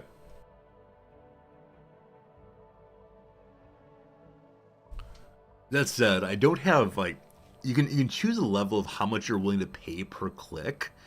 I think you can go quite high if you want to. I think I've chosen some kind of like lowest fee, and so I hope it's the case that I'm still getting some to show up. You have script blocker running on Reddit? Oh yeah. I mean, I don't want to say like go look at the ads. I know a lot of people use ad blockers and fine, cool, whatever. I just know that some people do look at ads. I'm hoping those people might decide to stop by, but no concern. What again? So because I alt-tabbed out, my keyboard is not working again. I think we learned if we alt-tab out again and then come back, it might work. Nope. Let me try one more time. I'll alt-tab to here instead. Push some buttons. Is it possible that crossword time breaks the game? Maybe try hitting the alt key in game. Hey, that did it! HPG, thank you. The alt key definitely does it.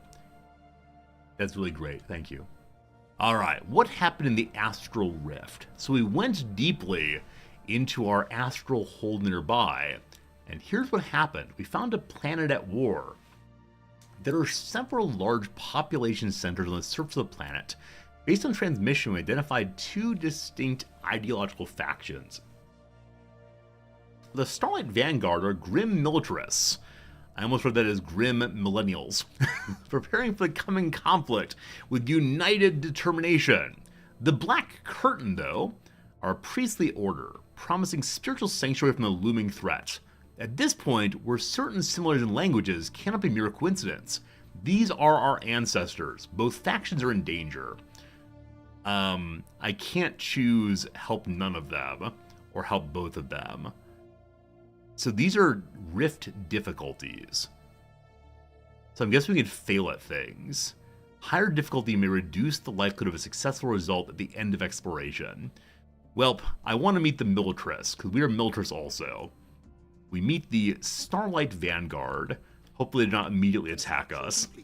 We'll see. Also, the territory here can have more platforms. It also has more openings. So we could just pile more and more gun batteries onto here until eventually we have other means of leveling up with lasers and so on. And on this side, let's launch the disruption field generator so enemies' shields drop more quickly. Cool.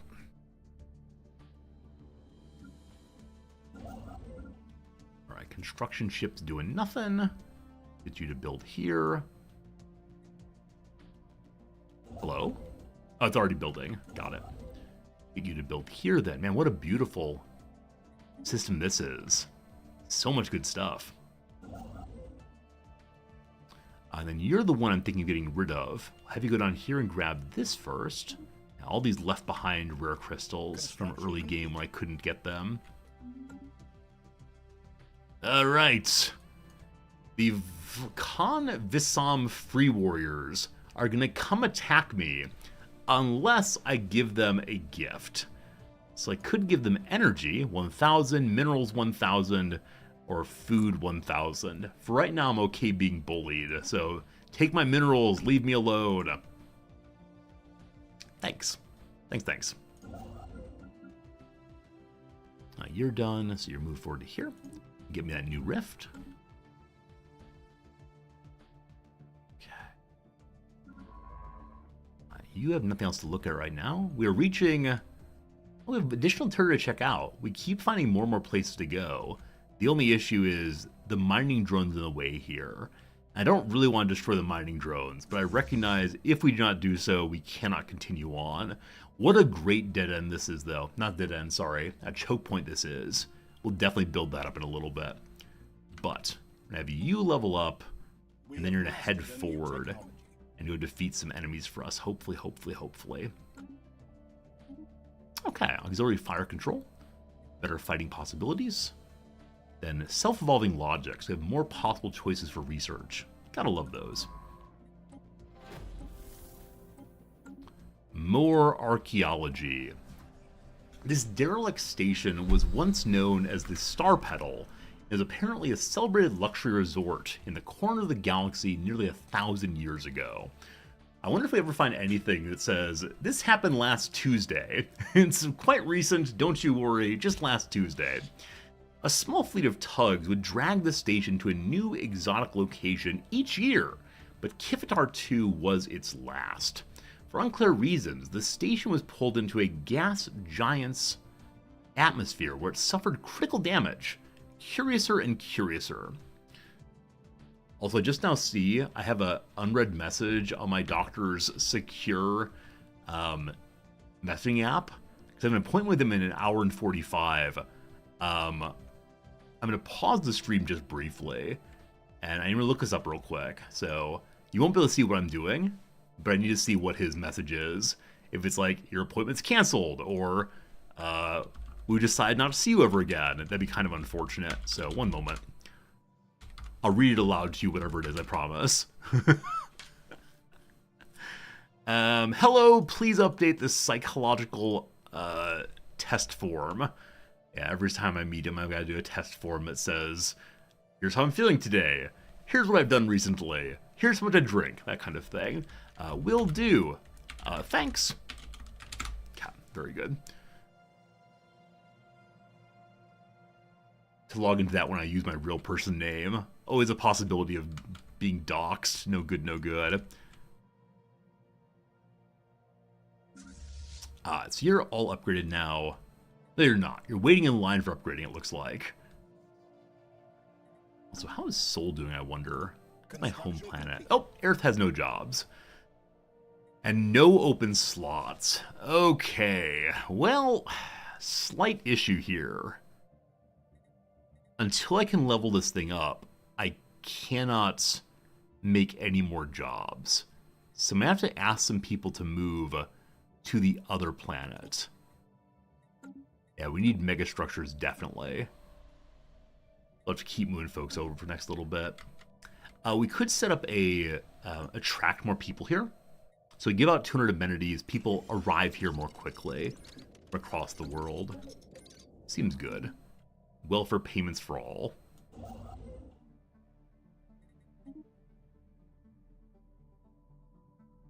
The colony ship's on its way. Third planet very soon. I think that's the only non-red planet we know of right now. Someday we'll have plenty of terraform, but not quite yet. Level up on our scientist who's currently inside of the rift. So faster surveying or continue making her better the governor. Someday she'll do that. More minerals coming in also. Love it. And then let's go ahead and upgrade our military a little bit. Gotta keep doing that. Time to take another bad trade deal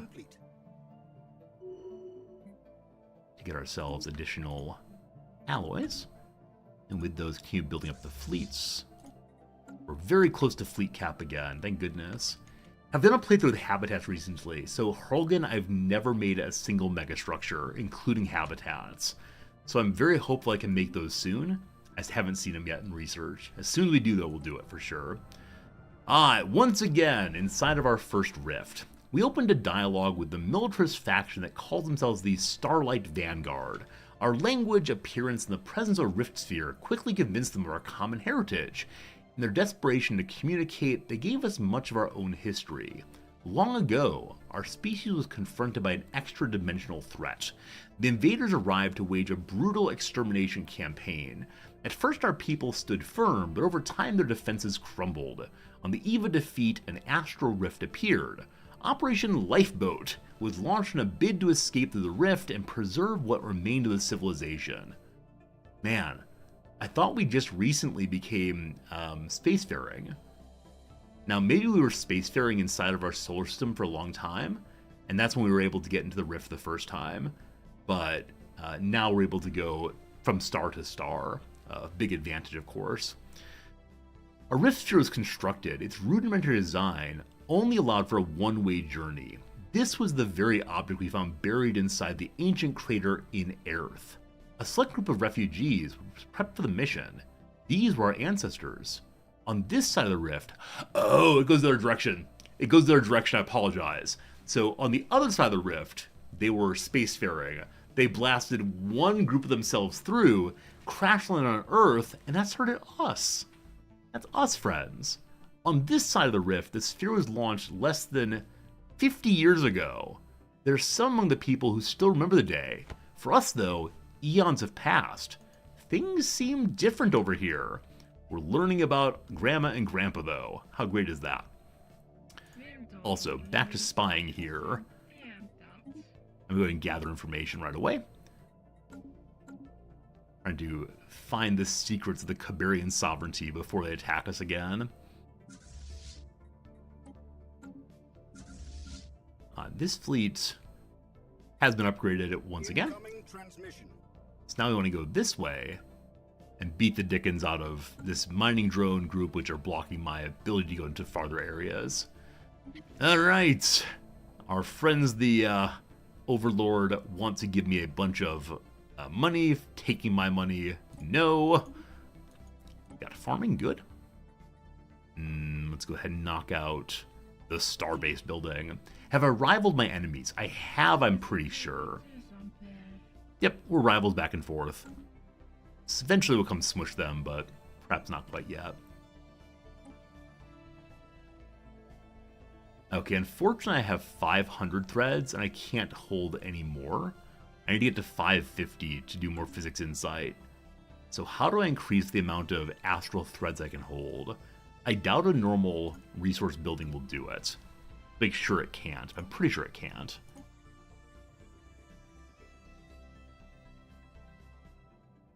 Yeah, resource storage capacity goes up by 5,000. I think it's just the basic kind. You just can't do it? Okay, so we're stuck at 500 right now. We'll see how it goes. If we explore more, we'll get more? Alright, cool. Hopefully going through the rifts help us with that. Thanks for the thought, folks. Appreciate that. Complete. Whoops. Construction complete. Construction complete. Nope. Random clicking does not work out always. Give me the research going here. Unexplainable rotations. A day after finishing the mining station on the trapped asteroid, the rock abruptly rotated, destroying my station. In the process, even more rare crystal deposits are exposed. So we could dig even more deeply, or let's study it first and see why that thing happened. I believe it's alive, a robot in disguise. Okay. This construction ship has done its duty. Never mind, there's a little bit more to get. And then where was that weird asteroid? I'm pretty sure I've never actually explored it before. I've always just kept building until things exploded. So we'll do it correctly this time. Science ship here. Send it over here. Good.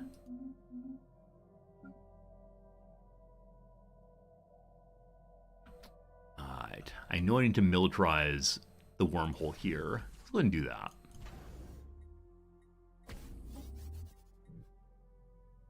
I do wonder if other people will come out of my astral rifts. Hope not. They're mine, after all. This trade port here can upgrade if I want to. I believe it's... Wait, it can upgrade what? You don't have anything to upgrade, do you? Oh, there it is. Okay. The trade hub here does not need upgrades right now. Construction complete. Ilfor Station is over here. It's just a useful choke point. I'm okay with being lower level. But we can give it one more anchorage.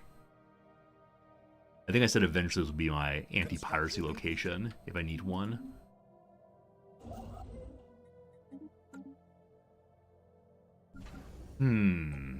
Our ships have been upgraded. Hey, more ship upgraded. Good. Construction ship here. Bring me the threads.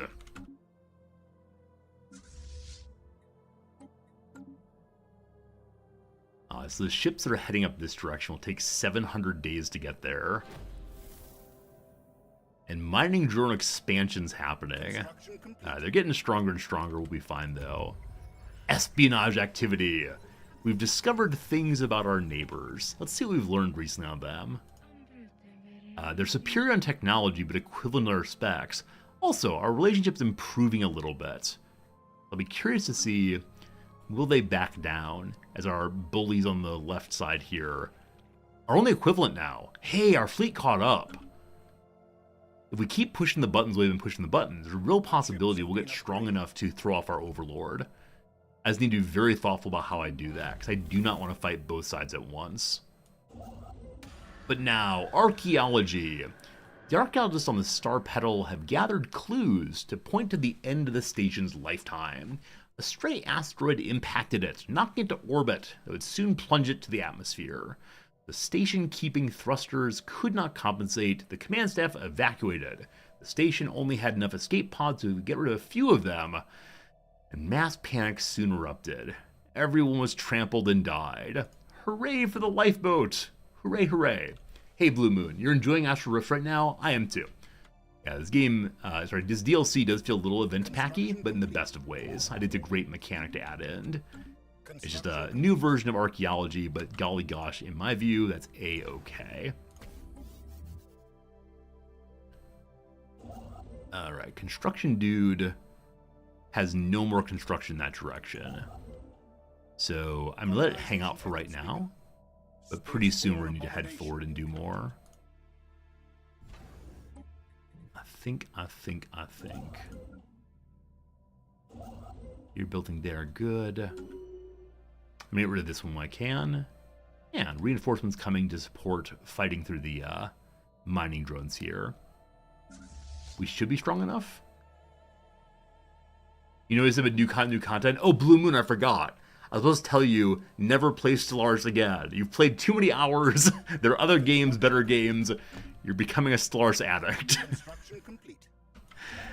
Alright, so as of right now, there's literally nothing else my ships can do. Sultan here, we have a station. I'm going to upgrade that probably for trade-grabbing reasons. Unfortunately, there's only a little bit of trade over here, but 4 is better than nothing. I can have 2 more stations, or star bases. I want to have one here, definitely. And then past that, I need to have one here, probably, or possibly here. This is the awkward part. I have too many locations to defend. Alright. Back to the Rift. We've held council with the Starlight Vanguard. They've made plain how grim things stand the war against the invaders. Hey, Wesley, thanks for the follow a bit ago. Sorry I missed that. Good to have you here. War against the invaders. Extra-dimensional fleets have been detected several systems away and are already closing in. We've arrived at a critical moment. To the Vanguard, it's no coincidence. Our presence is an act of fate. Your arrival has inspired our people. Give us the critical aid we need, and we yet have a chance in this war once and for all. The remaining fleets are in poor condition and cannot withstand their loss. We should be able to send a limited amount of supplies through the anchor cable before the rift becomes too unstable. A shipment of direly needed alloys will help the fleet repair's enhancement. Given the advanced construction of their ships, we may learn something on the way. A wider use of time may be to apply more advanced knowledge of the astral thread into enhancing their shields. While experimental in nature, we may make breakthroughs that could benefit our own fleets. It's our understanding the invaders favor energy weapons, so any improvements here will go a long way. We give them alloys, we give them thread, or war is hopeless. Let's visit preservationists. That's the easy one. Threads is the hardest one. I'll do the middle difficulty. Here are your alloys. We wish you the best of luck. It's better to take one that's likely to succeed than take one that is almost sure to fail. I think. Last bit for you, then you get destroyed. Hey, Saint Hummus. I like your name very much. Sounds delicious. Thanks for the follow, friend. Welcome.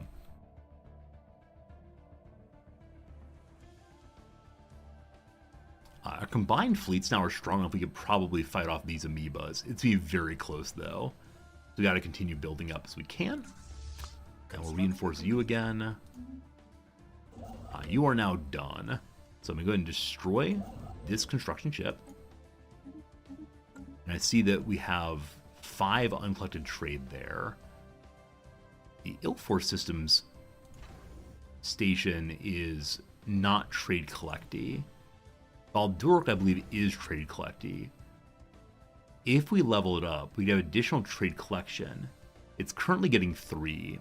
So 1, 2, 3. If I get just 1 more there, we'll then go ahead and get ourselves that trade. So leveling up to Starhold when we can is going to be awesome. We have mastered a new technology. With that in mind, I'm going to just go buy more alloy. And then level you up 1 time. More, wrong one. Cancel that. Belay that order. Baldurk instead. So 1, 2, 3, 4 is correct. So you go up to Starhold. Good. Alright, in physics, what do we really want? The rare resource of basic cloaking fields, allowing science ships to spy on colonies. Let's go knock that out. Rare research, big fun.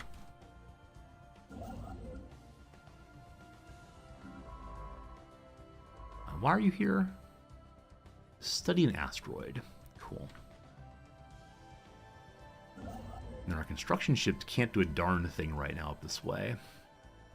Until this gets cleared. Our ships are nearly here to do it, though. Hey, we have an offer for a trade from the New Mystic Order. What you got? Alright, so they give a fine spiritual leader, a level 9 Shakva with enhanced mind focus and inner gaze. Under the goddess's guidance, business in the world will flourish. All we ask is small donation credits. So, for 1,500 credits, we get a skill 3 official. I need to have more people on our planets as governors, so I'll accept that. Who did we get? And what do they look like? There they are. Prakti Maguhan. Prakti Maguhan. Enlister, so better army speed, we don't care about that. Private mines, more mining, more good. And merchant in Numa, more trade value. I believe that Earth has a fine leader already. Give more consumer goods. Good. The Owl House has an okay leader, namely more pop growth speed and more food. Don't really need that. So move this person over here for more trade value for now. And more minerals. Hey, we have no minerals. So, hopefully the new planet we're taking over right now will be more useful for that person. But we'll see. Now, there can't be sector governors, can there? The sector governor is just the governor of the main planet there, it looks like. Hello, Clotrick. How about our flightless birds? No, my birds wish to fly high. They're afraid of the turkeys. I mean, I know turkeys can fly. If you've never seen a turkey fly into a tree, it's amazing. They go fly up into trees to sleep throughout the night. But I think of the turkey as not flying all that much. And so we must avoid being on the ground, lest we get turned into a holiday dinner. Hey, our first megastructures. All right. Habitats, habitats, habitats. It'll take a while to do, but let's really build up our strength soon. I cannot wait for that. All right, about to jump in for the battle we need. Please don't lose. Our first time fighting any miners. They're going down quickly, I like it. Also, we finished some archaeology. Nice. Alright, please go beat the dickens out of this one, too. While we're doing that. Rummaging through the secure safe where the Star Petal's wealthiest clientele stored their personal belongings, we found some artifacts and jewelry, notably the Halt of the Part of the Pulsar, a unique diamond necklace. Wow, so much money. We'll need to make a James Cameron film about that one pretty soon. Another good fight. Hopefully my Admiral gets some experience points here. Good stuff, good stuff. They did not, but we get more unity on the council. Awesome. And we're going to return to surveying faster again, because we're able now to continue scanning this way. So, sciencey ship. We're going to ask you to get scanning. You're my archaeologist, sorry. Archaeologists, you need to go forward and do archaeology there, I believe. But first we'll have to scan it. So you head here and scan. And the other science ship lab go... Actually, don't forget. Let's go ahead and learn about the mining bits first. Also out here, we met the Calf Menace. So, who are the Calf Menace? What are they doing here? Can we just scan, or what exactly? They're not in this sector yet. Maybe soon they will be. Leave us alone. It's my territory. Man, if we get blocked in here, it's going to be pretty unfortunate, because that's such a strong choke point. Cannot wait for it. And then we'll go and clear out this location also. Operative resurfaces. A long expired set of covert codes have been reactivated. They're linked to operations we previously committed in Cobarian sovereignty. We're a former operative trying to report back in. Disavowed. Cannot trust you. No. But then, what are we going to do for our next tradition? So discovery and prosperity feel good. I think something relatively aggressive might be nice. Though, adaptability would help us with greater habitability. As we have a whole bunch of red planets, that could be a nice thing. We're also sending people over to a place that has only 60 habitability. So I'm thinking of taking this to help out. Or military fun.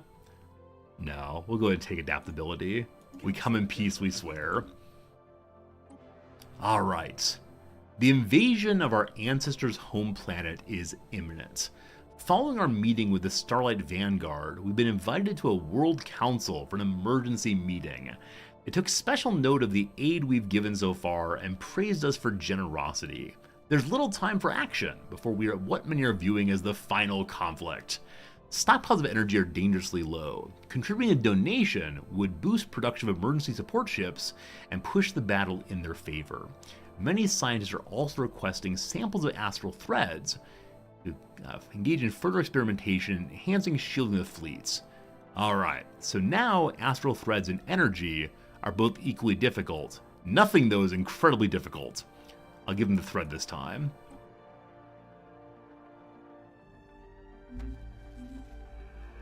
We received another encrypted message from the Cobarian Sovereignty, this one a different cipher. Our supposed one-slot operative claims the knowledge they hold puts life at extreme risk. They say if we do not extract, they'll defect. Bring him in. Hopefully it's not a trick from the spy. Hopefully not a double agent now. Colonization almost done on new planet. Little combat here, as expected. The disavowed operative returns. Our once disavowed operative has made it back to Wardanian space. This Cobarian individual, who identified herself as Hama, ran verification. The briefing has been described as arduous, but the information has proven to be useful. We've now gained access to a valuable asset. With the matter resolved, Hema Rana Aval's shaking disavowal will be renewed. Having confirmed she's no longer missing in action, the current operatives can ensure that this time, disavowal will stick. Hey, it's one of the best possible outcomes, isn't it? So, we have a special operative behind the scenes. She can do sabotage well. She's an attaché. An unwitting pawn that works as a minor diplomatic functionary. They're too willing to share information they should not. So more infiltration, more good. We can get up to 60 infiltration soon, and then we'll do more fun and cause more problems for our enemies there. We scanned a sleeping asteroid, actually factually a crystalline being's nest. It's good we didn't keep digging, for it seems we agitated the creature hibernating inside. We can do some study and see what happens there. More research, more good. Also, the mining core is fighting fiercely, but we are fighting fiercely-er. A new world for our people. Do love watching the flying in circles. Alright, with that, this is now free and available for people like us. Fleet, let's go home. Hey, our Admiral leveled up as well. Unfortunately, all we're getting are things that are useful for the Council eventually. We'll go ahead and take additional damage on our ships. And then more to scan here with science ships once that part's done. Hello, new planet. The Wisdom Parliament, again, has bonuses to farming research and to mining research too. So we want to bonus those as much we can. Initially, as always, bring me the Gene Clinic. Bring me all the people quickly. And then we'll probably need a city early here. So we have 9, 10, 11. 12, 13, 14, 15, 16, 17. 13, 14, 15, 16, 17. So if we just go in with nothing but mining and agriculture, we'll be good to go. We'll have to have some cities for a bit just to get more building slots as we level up. But yeah, I do see a whole bunch of mining and agriculture for maximum research there. Now, does this make it an engineering a research planet? I actually don't know how that works, if it'll increase the abilities of these characters or only actual researchers. Just not sure. Our trade port leveled up, so more trade collection, more good. Also, what do we want to give you? I mean, we don't really need any building here right now. We'll see what else unlocks after a while. Just more trade hubs go. And again, that will pick up this trade here. It might pick up the one down here also. Let's see. So 1, 2, 3, 4, 5. It will pick up this one also. Nice. More debris. Good stuff. We'll now scan this one. We're able to take it up where anything else does. Hey, we found a trade post. I think we need one more Voltum trade post. We'll see. Hey, Dr. Matt, what do trade hubs do?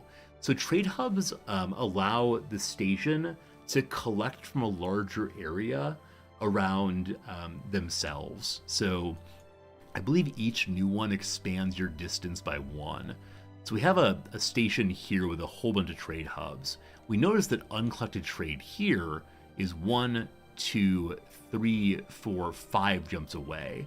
As of right now, it's collecting at 4. It'll soon be 1, 2, 3, 4, or sorry, 5 away. Pick that up. What else do they give us as well? Yeah, that's about all. Yeah, just more collection range. So it lets you pick up more trade with fewer stations. And more trade gives you more money, makes you more powerful in general. But Dr. Mad, good seeing you. All right. At some point, a trade post appears to be converted to a religious mission here. The Voltum attempted to convert visiting alien merchants to their philosophy. Trade ceased shortly after. Oh no. Special project there also. I think that's down here. Nope, where is it? It's over here at Serpus. Okay, we'll trust that the Serpus ship can learn about the Voltum. And then you, my friend, will head up to learning about mining technology. And level up on, our super creepy hero here. He's a Shroud Preacher, good psionics everywhere. He's on the council, so what do I want to have you have? Probably more unity overall. Yeah, more unity overall for sure. Hey, Dr. Mad, thanks for that follow, I appreciate it. Now, Dr. Mad, I'm just curious, you don't have to tell me, but how did you find the channel today? What brought you to the Resorty channel? Were you looking through Twitch? Were you looking somewhere else? Just curious. Glad you're here either way. It's a more reformer, more unity. Still 60 months next one. Other very creepy looking characters here. Show me what you got. They want to give us another lovely and good character that will help our economy. As of right now, I have nothing to give you, so no. We're okay, thank you. You search for Stellaris streams. Awesome, thank you. Glad you found some Stellaris stream like this one. I appreciate it a whole bunch. Someone's running an ad on Reddit right now, and I can't find if anyone has joined us from Reddit, so I'm asking everyone who comes in, but I'm glad you found the channel anyway. Alright. So these blockers we can unlock. We currently have 1 volcano and 2 toxic kelp. Could be good to remove those. More important, though, is getting terraforming going. Yes. Because then we can get more planets very soon. With the new colony, which is just coming online, we are in deficit. Actually, no deficit there. Instead, we have deficit going on other planets with the food and the consumer goods. But, as I said, this place will have food and minerals both. We'll get 2 food producers first there. Our great scientist, Glimmerwing Ark, has passed away at the age of 76. A vessel we sent to investigate the Calf Menace was destroyed in a violent assault in their forces. It's unclear whether they sought to capture the vessel or simply sought to give us a message to stay away from territory.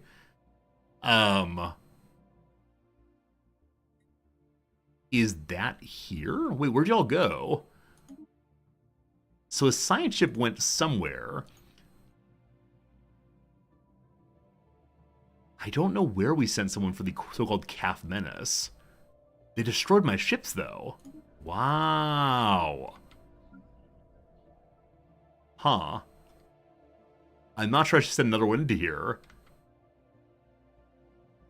But I need that. So I've sent probably the military in first.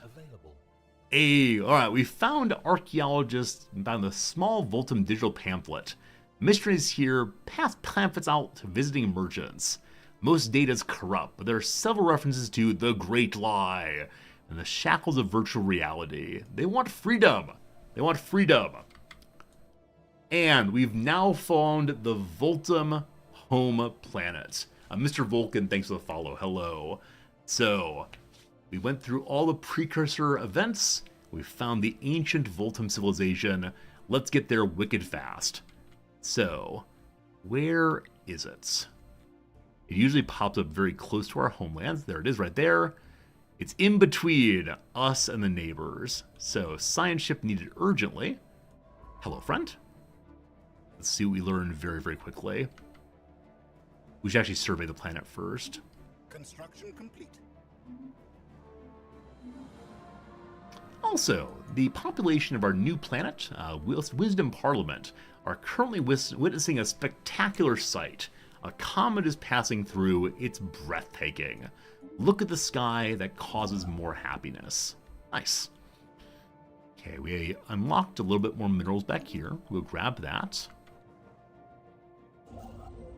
And we need to move the fleet forward, unfortunately. So part of the fleet is dropping back right now to repair. So this first fleet part head on forward. Alright, so go to here, and we'll discover that. Have a new contact called the Skreek Star Cartel. A second, oh my goodness. More hegemonic imperialists. How have we gotten so many hegemonic imperialists? They're going to destroy us.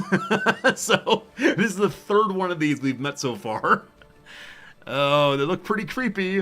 I wonder if those eyes are vulnerable, if they're like false eyes. I speak for a High Commissioner also and the wealthy elite. Your alien ways are objectionable. Maybe we can have limited trade. Yeah. We then met the Yapathian technocracy. They're erudite explorers, so finally someone who might like us. We're the Euthorpian technology, minions of the wise oversee Murgod Kurb-Tam. Our aim is to improve ourselves through the use of technology, and whether you agree with the goals or not, we trust you to remain as amicable neighbors. Yeah. Alright, so the Star Cartel out here are abutting another imperial hegemonist. So these two are probably going to war eventually. And the new folks we've met are... I think they're both Skreek, because I believe they're the same kind of creatures. Yeah, the Skreek Astral Fellowship are these really creepy dudes. And then over here, these are these ways. So two lobster peoples of similar name. Ah, here are the new folks. So the Gathians are right here. We don't actually touch them anywhere, except maybe they're coming this way. Not quite sure how we met them. Everyone closed their borders to me. But we go to our planet one more time. We lost. With a difficulty of 3, we lost. The carnage was absolute. The ancestral fleets stood no chance against the invaders. Their weapons are terrible, their mercy is none. Few bastions of safety now remain. The people are panicking and begging to flee back with us through the rift. One prominent noble has asked us privately to ensure his survival and offers a large amount of energy credits to take us. Caretakers of the Empire's most comprehensive library of knowledge plead for us to take them back instead. The books and data disks. We must make a choice. The invaders come to the place in due time. Does anybody who has played this DLC know if it's possible to get a different outcome here?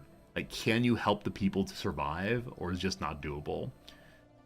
Take back as many as we can, get more unity, bring the noble back with big money, we get a leader, or preserve that library, get unity and research.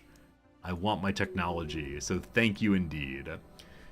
The discovery of the ancestors has invigorated the society. They're all dead now, but we're the progeny of an ancient civilization from which we've gleaned valuable knowledge and technological expertise.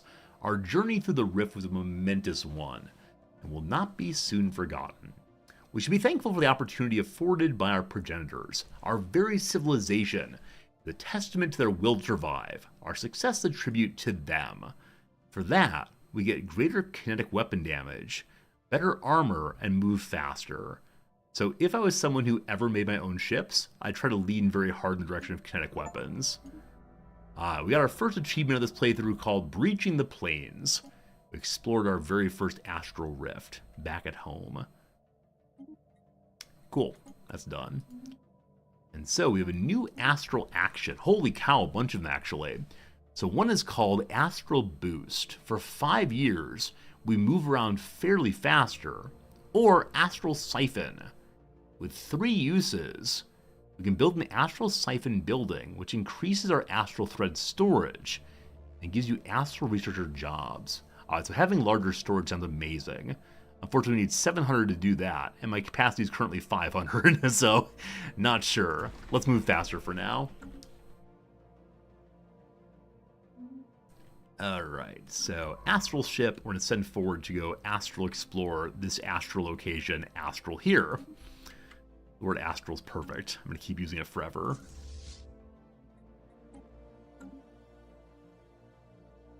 There was a science article in the last few years that hypothesized everything eventually evolves in crabs, lobsters, crustaceans. I think I saw a report on that article that suggested creatures like crustaceans have independently evolved at least twice, maybe thrice. Very strange stuff. Don't know how to think about that, but everything becomes crab. Alright, our first rare research is done. We now have basic cloaking, if we want to hide a little bit better. But then, we're fine on energy for now. We may not be forever though, so I'm going to go ahead and do better energy production. Also, as we've grown, I've not checked out the edicts funds in a long time. We're over edicts by a fair amount right now, unfortunately. We also have 6 volatile motes coming in regularly. So, most volatile motes are things that are based on military. We could do land clearance, clear blockers faster. As right now, we have no blockers we can remove, though. We'll wait on that. I'm going to leave these both on. I'm okay with burning Unity for the sake of better defenses and also better surveying. We have found the Voltuam home system. The shattered remnants of the homeworld reveal that it underwent a massive extinction event 12 million years ago. I do wonder how Stellaris writers choose the number of millions, because to me 12 million, 13 million, both equally plausible. I wonder if it's actually like a history of Stellaris as laid out. No, you can't do 10 million years ago, that's when this thing happened. It was caused by the detonation of an antimatter device. From the ruins that remain on the planet's surface, we've learned that Voltum society experienced a radical ideological shift a century before extinction. The new philosophy posited the entire universe as artificial reality, which all sapient beings have been unwittingly plugged into for the amusement of some higher power. It's all a simulation. Nick Bostrom's right. The Voltum undertook increasingly radical attempts to forcefully disconnect themselves from the simulation, most of which involved mass suicide. Whoops! They finally concluded only the simultaneous disconnection of billions of individuals would destabilize the system enough to grant them freedom. Xeno? At an agreed upon hour, Voltum everywhere killed themselves by any means available. Those who refused to take part were too few to repopulate the species. The Voltum faded into obscurity and eventual extinction. I have never seen this event before. It horrifies me. Fascinating. We got a relic called the Voltum Reality Perforator. We get a ton of Unity, a ton of research, and a minor artifact unlocked. Awesome. So, our first ever relic, first time seeing this one, the Voltum Reality Perforator. Pops stop using too much amenities. Perforate reality for powerful temporary combat advantages. A dense and incredibly heavy orb composed of an unknown material. The Voltum claimed this device was capable of briefly destabilizing a simulated reality they believed themselves trapped inside, offering a glimpse of the real world. Whether true or not, when activated, the orb makes it possible to manipulate minor aspects of reality in a localized bubble. The effect lasts for a short while, as the universe seems to quickly right itself again, but if timed right, it gives our fleets a decisive advantage. I'm sorry, what? So, it reduces how many amenities our population uses, but it gives our fleets an advantage. I wonder if it means like a secret hidden effect. So it lowers pop amenities, but also makes your troops more attacking? I have no idea. That seems very strange. I don't want to activate that, I guess. And Secrets of the Voltum. We delve into their secrets. Sure, let's do that. The scientists have a special project to study the secrets of the precursors. Bum. But then, do we want to have building and districts require less upkeep? Or more habitability? For now, more habitability. Cool. It makes missiles go faster than light. Okay, cool. Turn my ships into blink dogs. What's a blink dog? Oh, we got more unlocks. Either more building slots or more settlement. Building slots are awesome. So I need that here to make housing. Luxury homes for all. And then the autochthony item as well. Good. A blink dog is an interdimensional good boy. I am so confused. Perhaps that's how it ought to be, but I am so confused. Alright. More unity would not be the worst thing. So unity and amenities come from temples. I am going to need more jobs. Don't need more housing right now. So, we're a little low on food. This is a mess of a planet always. Trade's cool also. It's all cool in its own ways, but I guess I'm going to pile in. What a confusing thing. What a very confusing thing. Oh, we have no autochthony monument. Is that right? Oh, we must have it. Oh, there it is. There it is. For now, just more civilian industries and alloys, I guess. I'll change it later, probably. A blink dog exists in more than one place simultaneously. It's a D&D creature. I know D&D so poorly. That's cool, Game Merchant. Let's find a picture of it. Let me see what a blink dog looks like. I was totally sure the what's up dog, I don't know what's up with you kind of thing. Are you capturing? You're not capturing. There we go. Hello, ad. How you doing, ad? You actually live? Nothing yet. Nothing yet. Who knows? Okay, so I want to see D and D blink dog. Apparently you use an N for D&D, not an and sign. Very well. They're monsters. Medium fey lawful good. Look at them. Their weird little tails and talons and such. A blink dog takes its name from being able to blink in and out of existence, a talent that it uses to aid attacks avoid harm. It can teleport, has keen hearing. I don't know how to read these things. Like, I know that 10 is average for a human in strength and so on, but it seems very dexterous. Very roguey, I guess. Cool. Challenge 1 of 4. Oh, is this the difficulty of fighting it yourselves? Like, if it's set up as a monster against you, it's relatively easy? Fascinating stuff. Fascinating. Thank you for teaching me things. I'll remember that one for sure. I got Debris and Jamor again. In ADOM, which is a roguelike RPG, Blink Dog gives you teleport control. Is that because you climb onto the back of the Blink Dog and say, boy, leave space, and you go teleporting? I would love that so much. It'd be absolutely wonderful. There's a special ability to delve into the secrets of the Voltum. 15 months, yes. Tell me about the Voltum, please. Challenge rating helps dungeon masters to balance encounters. Oh, that's cool. So it said, okay, this one isn't going to wipe the whole team. This one will instead, just be a pleasant little engagement. That'd be good if so. I've only played D&D twice, so who knows. All right, colonies build faster, develop faster. You don't really have any places to colonize at all. Or reformer, more unity, more good. Hey, at Baltimore 4, we found our first ever exotic gases. That took way too long to find. Also, holy cow, precursor systems are always absolutely amazing. I love that. Also, Owl House, more openings. So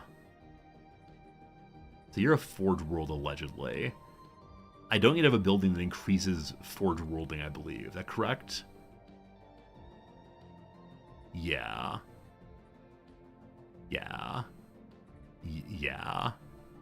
So your Owl House is where?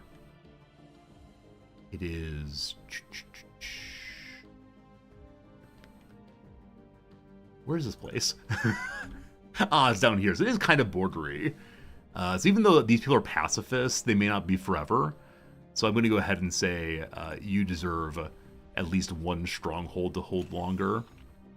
And then we'll give you more alloy creation. More civilian industries. There you go. Hey, Elstadil, hope you're having a good day. Hope things are great for you, my friend. MDMA, you love those games completely changed like 3 whole times since you played it? Yeah, it is a game that if you say you have figured out, and then you come back to it after a while, it's pretty rough. Gamers, you're absolutely right. The only time I've ever done D&D is actually on Twitch. The ones you saw are the only ones ever, and I just didn't grow up with a community of people who want to play D&D, and then in college I was overly addicted to a different game, and so I never played D&D there, and just kind of haven't done it ever. So we've received an anomalous transmission from our own system on screen. We see you, children of rifts. Oh, super creepy. Leave me alone, please and thanks. Super creepy. Friends, it's been another hour of game time, so time for a 3-minute break to check out the old crossword. Ads will run for a little bit, we'll get back to the game. It should be good. Thanks for being here on this lovely holiday. For those of you who are celebrating, it's good to see you. For those of you who have a normal day today, hope it's okay. Also, I am curious, those of you who are Americans and have a holiday today, do you have to go back to work tomorrow? Because I have to go back to work today, but do you have to go back to work tomorrow? I'm curious. Hopefully not, though. Nope. Nice, Pepper. Nice. All right. Trick alternative to Halloween is treat. What polygraphs purportedly detect our lies. The Lord of the Rings, The Two Towers. Acting sisters Mary-Kate, Ashley, and Elizabeth Olsen's. Believe it's an E. Invitation to a midday rendezvous. Let's do brunch, or possibly lunch, or let's something for sure. My today's your tomorrow. I know, Cassius Carl, it's so strange. So strange, living the future like this. Portray, probably act as, let's see. What a retailer might offer in lieu of a cash refund, store credits. Venetian vehicles or water boats, possibly? Not sure on that. What are they called? Gondolas, I believe. Utter fool is a twits, I believe. Okay, does that help? Portray. Uh-oh. It might be water skiffs. Oh, water taxis. They're called water taxis. There we go. Depict. Good. Pepper took the whole week off. Nice. Nice. Congratulations on that. Hope it's been good and relaxing. And on Monday when you have to go back, hopefully it's not the end of the world. Also, I don't know why this means relaxing. I hope it's good and relaxing, he says while going back and forth. Opinion piece is an op-ed. Olympic event that gets its name for the French word for sled. The luge, I assume. It's a total bore. Possibly a snooze fest. Good. We blank start the fire. We didn't start the fire. Dryer fuzzer filters. Lint traps. So the dryer we have here is a combination washer and dryer that does not have a blowout tube. Like, it's all heat pumpy. It has, I think, 4 different lint traps, and it takes forever to clean them out. But it's been nice to know that the machine won't burn down. Those of you who have been with the channel since the beginning recall that when I lived in Indianapolis, I could not find the lint trap on my dryer.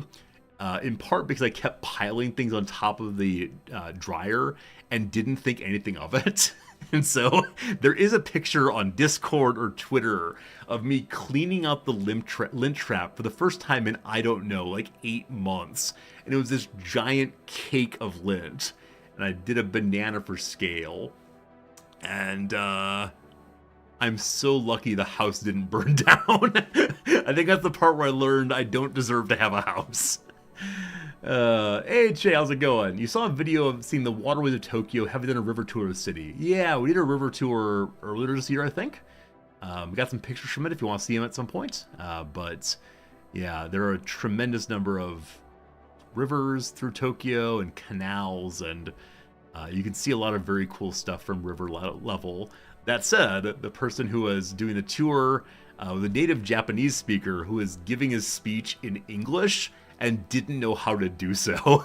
And so he kept offering commentary where you knew he wanted to say a lot of things, but he'd say things like, ahead you will see a building. And you'd wait there and say, what kind of building is it? And he'd say, it is an old building. And you go, very good, very good. Does a programmer's job is to code, surely. Blank through the gift shop, the Banksy documentary called Exit Through the Gift Shop. A fix for a stinky situation. So deodorant or deodorizer? I guess deodorant. Odor some vowel T. What's this? Emulates a couch potatoes loaf. So deodorant. It's make sure the small creatures at the picnic don't smell bad. A Menzel of Rent and Wicked is Indina. Indina Menzel, I believe. Prozac relative is Zoloft. Oops. Playful like a kitten. Playful like a kitten. I don't know. Like a flamingo. Pink if it has krill. Very good. Command that might follow sit. Stay. Frisky kitten. There we go. Ancient treasures in a museum are relics. Emily Dickinson or Amanda Gorman, both poets. What a buzzkill. What a buzzkill. Somebody's very boring. I don't know. Or somebody kills a fly, possibly. Let's do lunch wins. Lena or Ken Olin, no fun. Group that lobbied for OTC hearing aids, over the counter. It's probably the AARP. OBs and GYNs are both doctors, could be MDs also. Plow animals are oxen. Called attention to, no idea. So the ad break is over. I just want to finish this one real quick because we have no more ad breaks today. Let me say this yet again. I repeat myself. Particular talents are forts. It's not forte, it's forts. Blank Heart. Renee Zellweger role in Chicago is Roxy Hart. Giant creature with black and white fur. I've heard that the US might get more pandas. Congratulations. Agrees with a head shake is nods. Broadcast is airs. Blank Lisa. So it is MDs, not doctors. So Mona Lisa. Culminating event in the Burr-Hamilton rivalry is the duel. Chlamydia, for example. Very good. It's either an STI or an STD, depending on what generation you're in.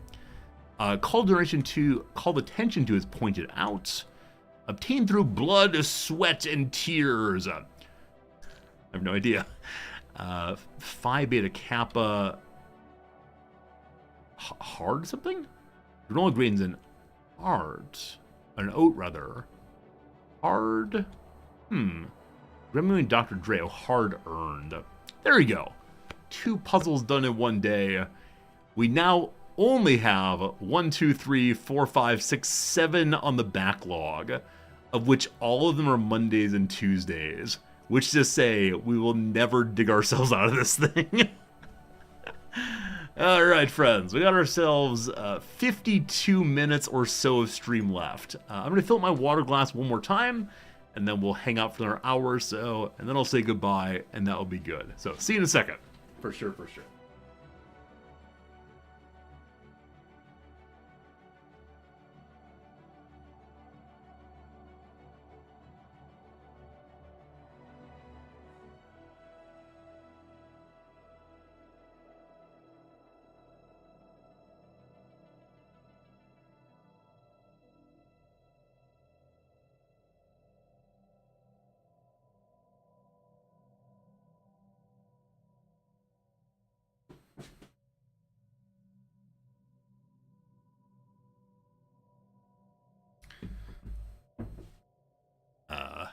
One of my colleagues knows I teach Marx, and so sent me a little email saying, here's a book you should teach instead of the Communist Manifesto.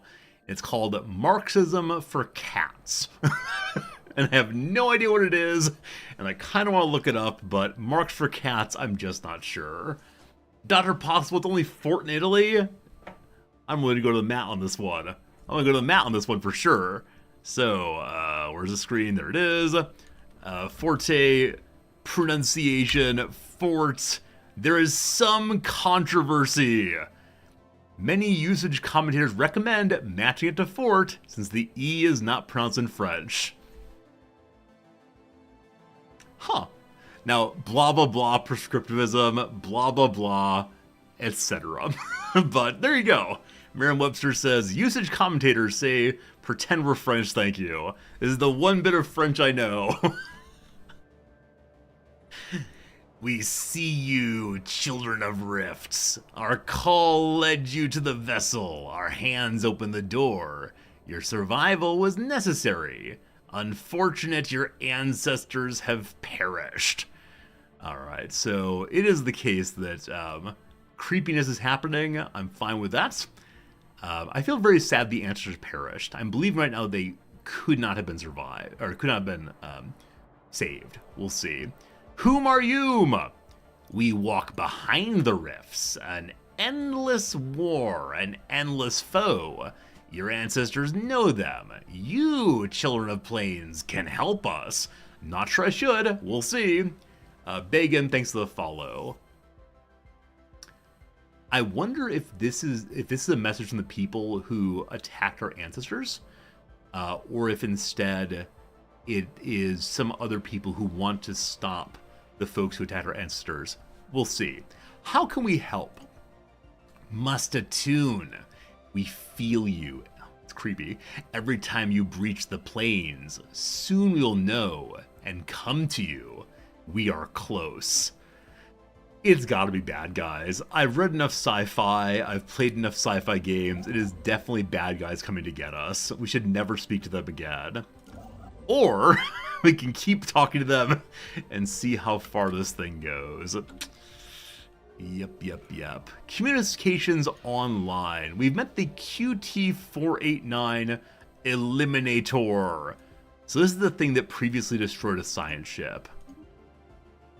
Organic vermin detected. Your infestation of the galaxy cannot be permitted to continue. Determined exterminators. Their Gestalt consciousness. We'll say hello. Okay. So, two things. Number one, our overlords attacking the people next door. Delightful.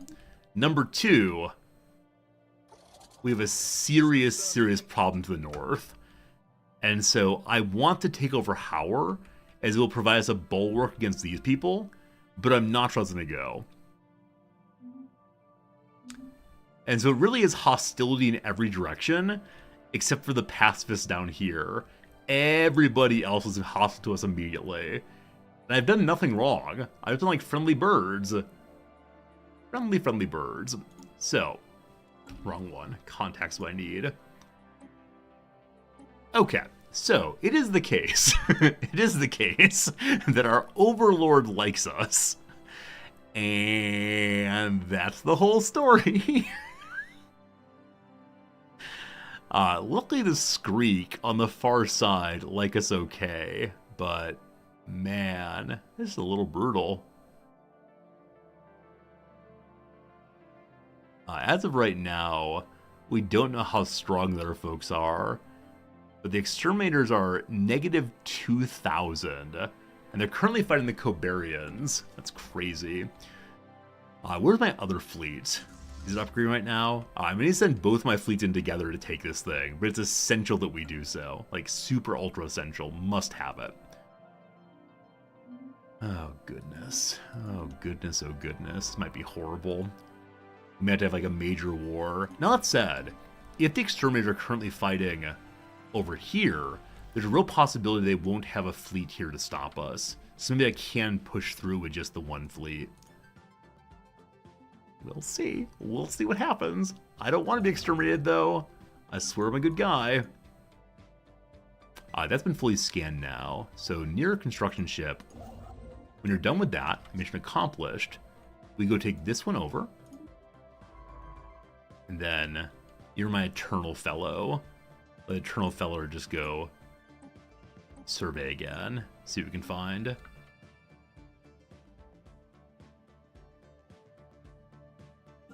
Yeah, but what a seriously awkward playthrough this is, huh? We have mastered a new technique. Hey, we've met the Scrappers. We've been hearing rumors about the impressive word of a bird for a while now.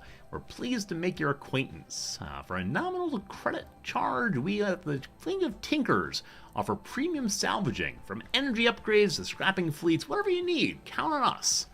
I like these people. They'll give us a gift right away.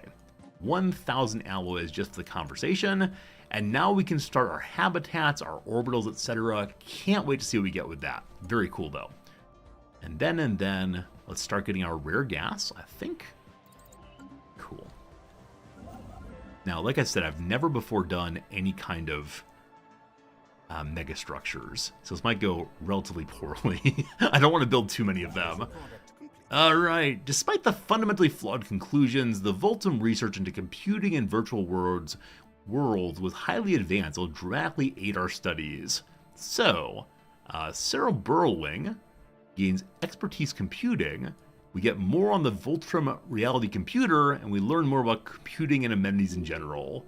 We now have all kinds of delightful virtual reality technology to distract us. Alright, science ship has gone into the void there. Our second ever void. Also, I do need to continue upgrading the Star Fortress here to defend against the wormhole in case it pops open at an inconvenient time. So, building number 1. I may leave a fleet here. Hardening uplink first, and then, yeah, crew quarters. Because it's not so far away from other borders, that might be needed at. So we'll split our fleets in just a moment here. And then I guess the shipyard. And battery. Then we need defense platforms. Cool, good start. Now that's going to cost a bunch more electricity. So we start pushing more electricity. Not here though. Here must be research. At home we could get rid of... Once we upgrade the planetary administration, we can then get rid of one city district, move to energy district. Here we could build one more. But the Ford World, I don't really want it to be this. Hey, we found ourselves a toxic world that turned out to be a potential terraforming candidate. If we can cleanse it, it could be a future home. Someday. More nice places for someday. All right, fleet in position. So, is the war continuing up here? Extermination, destroy. They are at war right now. So I think I can head on in. Hopefully this works out. If not, we lose half our fleet. All right, we can go ahead and make a new Astral Rift. Don't want to do that quite yet. Maybe eventually. And I'm going to fire my relic here. We'll see how this goes. For an instant, the fabric of the universe seems to contort and then expand on the ancient Voltum relic.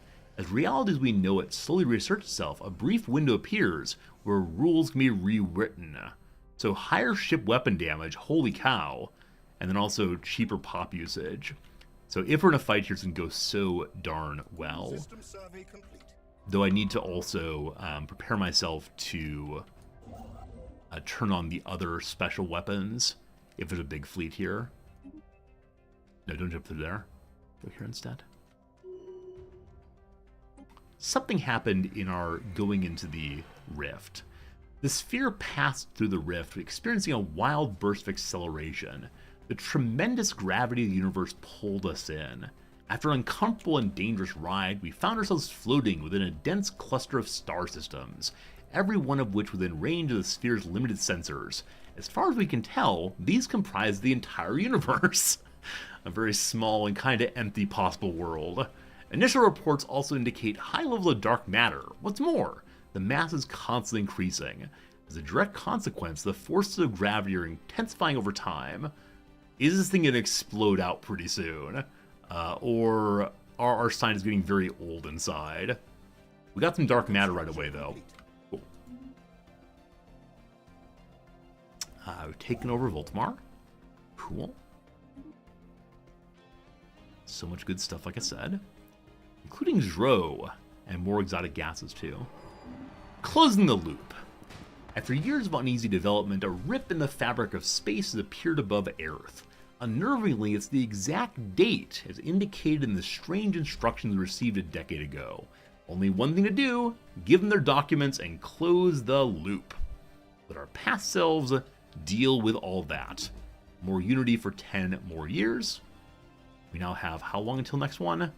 53 months. Speeding along nicely. Energy bad. Food bad. All bad. Now we're going to get 10 energy here, so that'll help quite a bit. We can also move over to energy subsidies. It is kind of expensive, I believe. Maybe we didn't realize. Maybe we didn't research that yet, unfortunately. We'll leave it as it is. Speaking of unity, how are my politics doing? Hey! So the Glory Initiative hates me entirely because I'm currently suppressing them. They're losing their authority gradually. Singsac Truth wants no robots. So I can say directly, no robots allowed. They don't want psionic pursuits either, so it really does nothing there. Superiority Vanguard doesn't want any Xenos on the council. We have a very good Xeno. They want me to go declare war and be more aggressive in first contact. Nah, we're okay. Hey, here's energy capacity. I knew it was coming eventually. So, to help with energy, I have to go over on our Unity spending. By how much? 69 points. That's not nothing. That's half our current monthly. So for right now, I'm going to hold this as it is. It's rolling down, but not too quickly. We'll see, we'll see. Anything here that gives me additional edict points? No. The Crystal Infused is almost finished. We'll knock that out. Hey, Grayford, any good discounts on Steam for games? I mean, there's so many games on sale right now. Majority of Paradox games, if you like Paradox games, they're almost all on sale. Some for fairly large discounts. In some measure, depends what kind of game you're looking for. I'm sure that someone in channel, whether me or someone else, can offer you all sorts of feedback on what you might consider getting. We know of terraforming. It's gonna be expensive, but how great will that be? And we can now make the planetary capital. All good, all good, all good. Things we really wanted. As we jump in, there's no one sitting here. I want to know how my science ship died. I wonder if we jumped into their territory here and they attacked us immediately. I didn't actually need to bring the forces here, but definitely better safe than sorry, etc. Jagged Alliance is 34% off. So Jagged Alliance is the only game I've ever offered a negative review on Steam of. So for me, Jagged Alliance is a cool game, just not for me. And so if you're into that kind of game, great. I far prefer XCOM because it's slower, and I'm what's known as an old man. So if you want to check it out, cool. But definitely not quite for me. As far as how much the sale will go down, I have no way of knowing. The universe is shrinking in size. In due time, we predict it will completely collapse into itself. The problem is we cannot accurately calculate when it will occur. The sphere system has been acting strangely since we arrived. Various data points have disappeared from the computer core, as if the data itself had been unwritten. Elsewhere, a potted plant was observed lifting roots returning to seed. The flow of time is very, very confusing. Hopefully the scientist in there does not die. Oh, that said, the High Parliamentarian has resigned. So we need to get ourselves a new one. High Parliamentarian.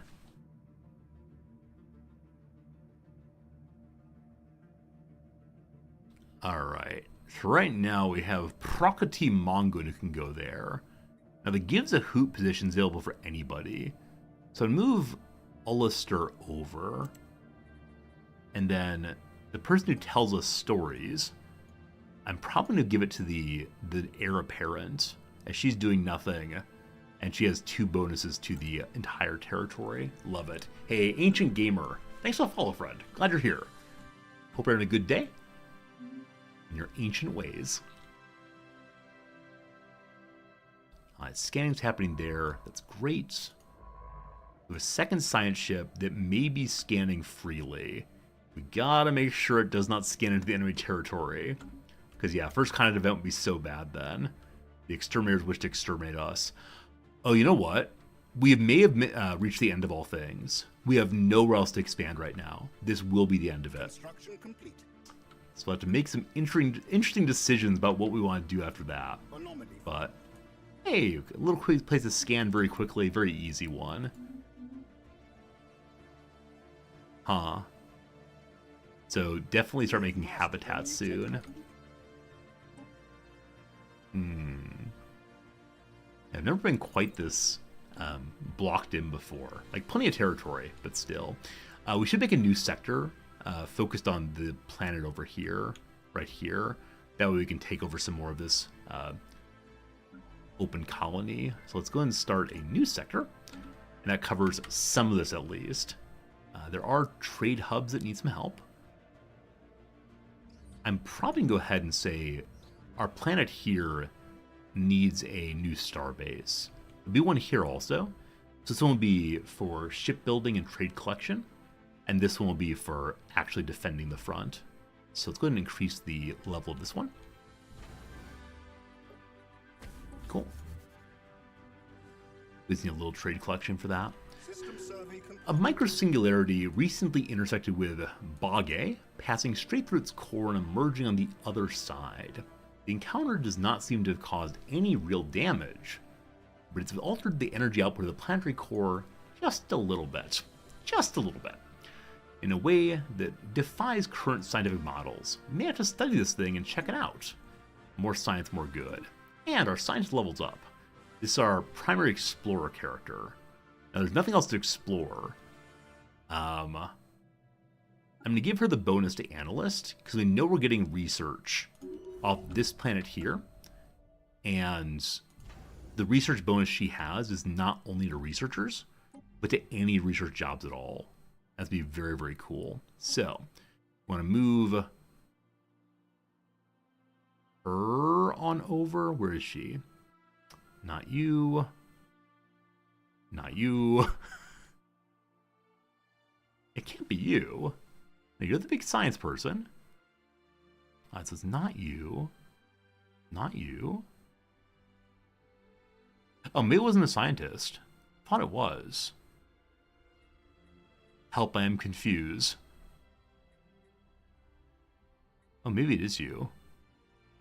I don't think it is, but sure. You look over that for right now. We'll figure it out after a while. I believe there's nothing else to scan anywhere, so my science ships are just confused on where to go. Whoops, I stole you while you were doing work, didn't I?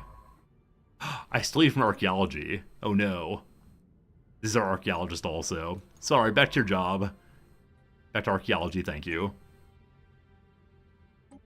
We're waiting there until it's taken over, which should happen in just a moment here.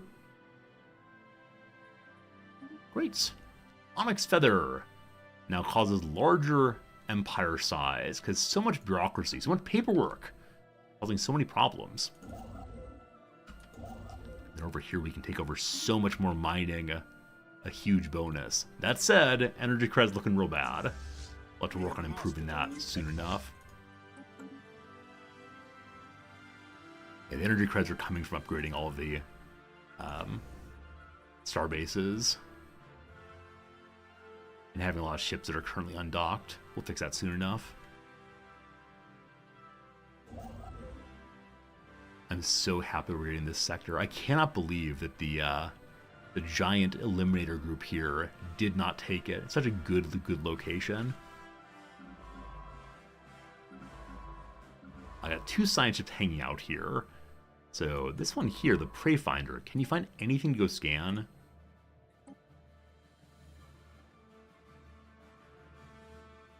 It doesn't say no. It also doesn't seem to be moving, so I don't know. More energy credits, clearly. Yeah, Nest Finder. That's one hanging out for archaeology as soon as it's taken over, which is happening right now. Oh, like, why is nothing moving? Because the game is paused. Zordy, you fool. Alright, so this science ship has really nothing else to do. Which means, I guess we just retire the science ship. And that feels very awkward. Because once upon a time, you'd tell the scientists to go look after the research, right? But, yeah, you're just gone, science ship. So I may have a bunch of scientists I can't do anything with. That's a little weird, honestly. We'll see. I built this thing here to give me additional trade depots. It's almost finished.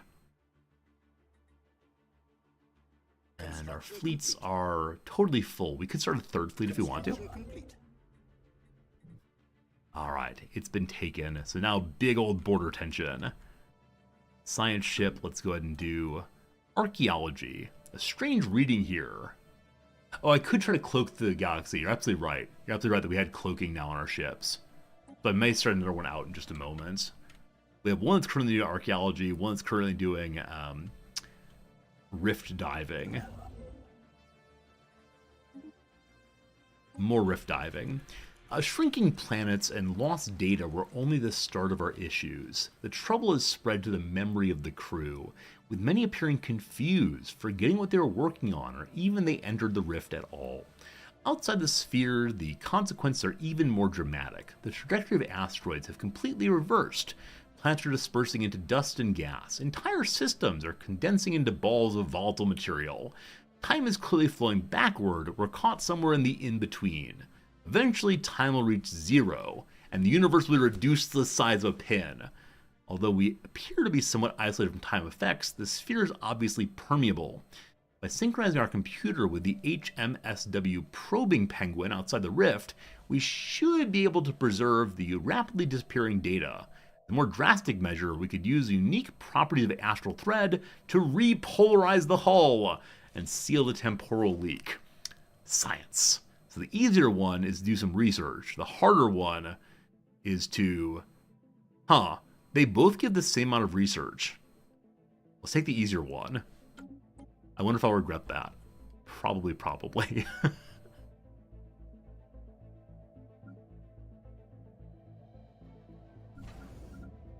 Starbase up. So on a shipyard here and a trade hub is currently collecting at 1. So we want 1, 2 is all we need right now.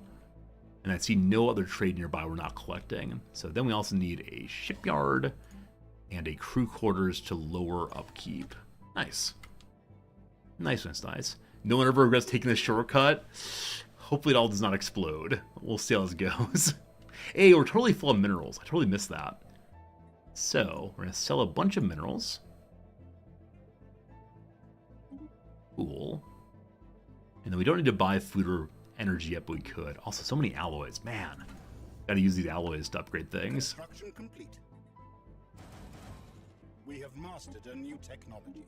We have learned about ion thrusters.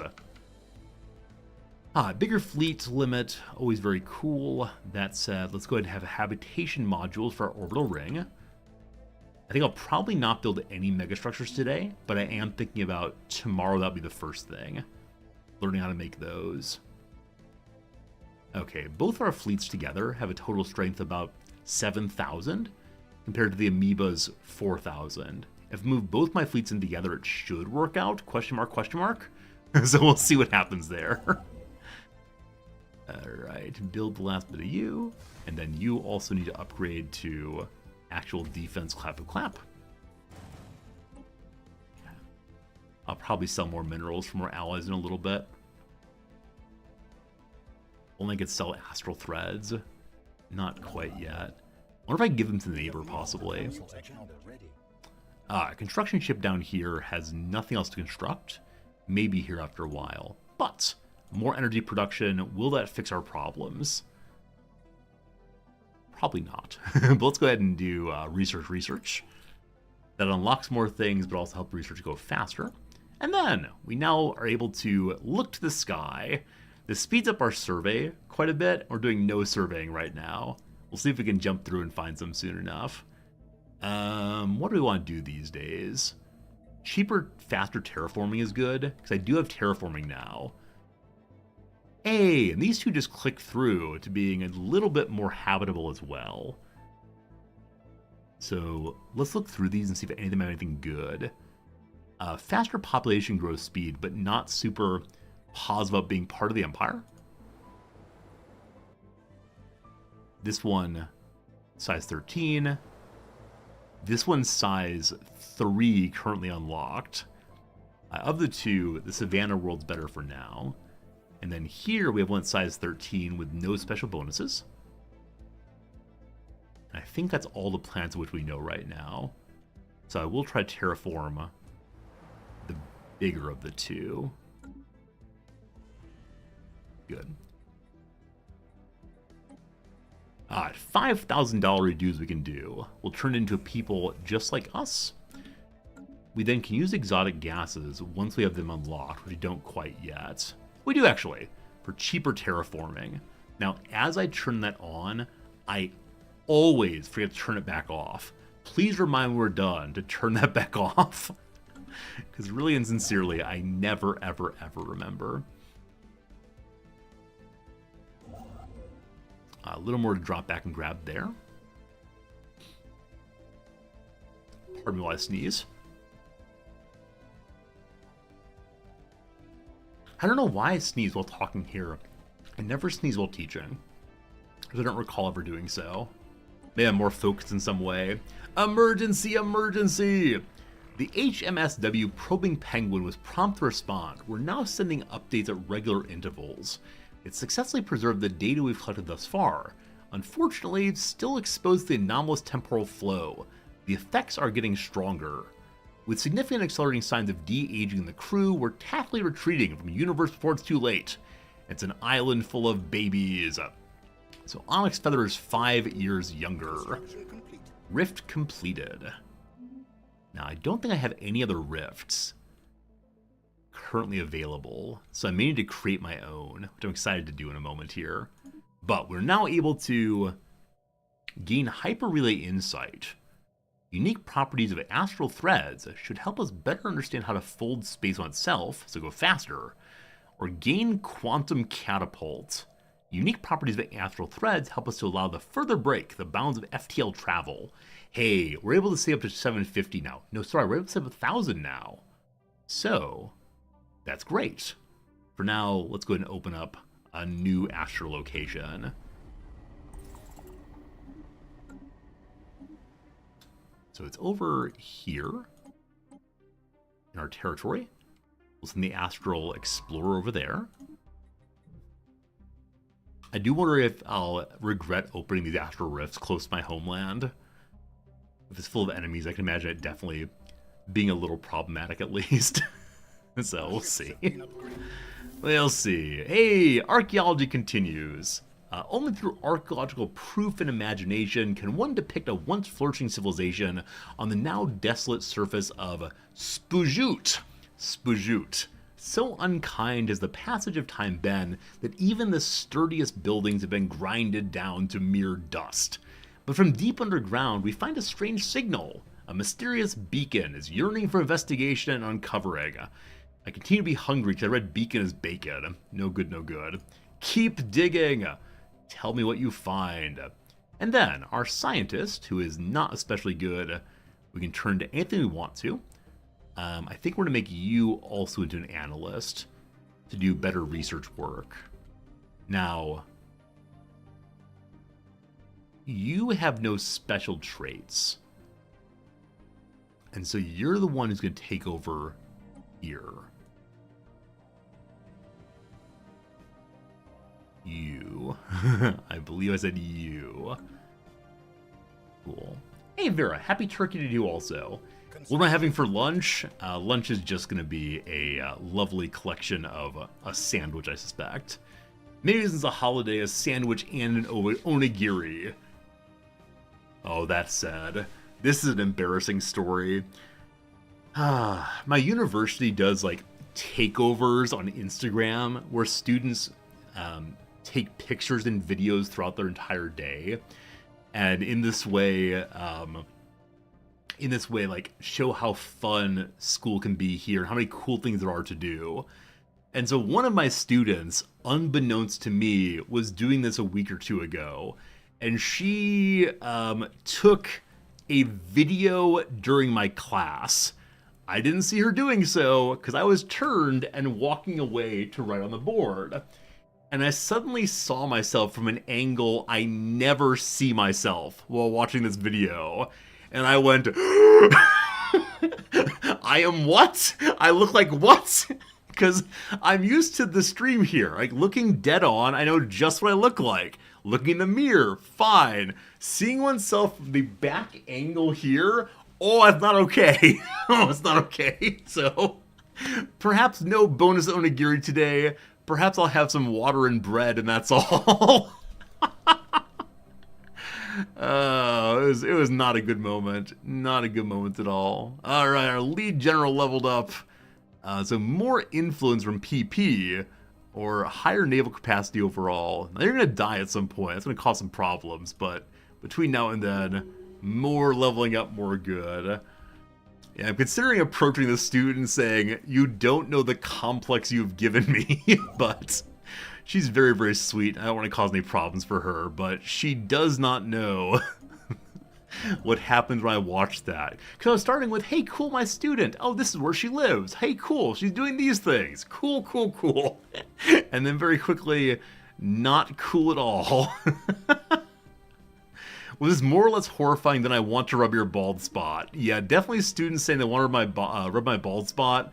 There's nothing more horrifying than that, for sure. Our ships have been upgraded. Okay, So, I want to have this thing cloak up and see if it can go do some scanning. Please don't die. This is my immortal character. She thought the class was a neat thing to include in her video. It's true. I've actually gotten some very cool feedback this term. This is me going to be a little bit braggy, I'm sorry. Hey, Days Wonder, thanks for the follow. Good to have you here, Days.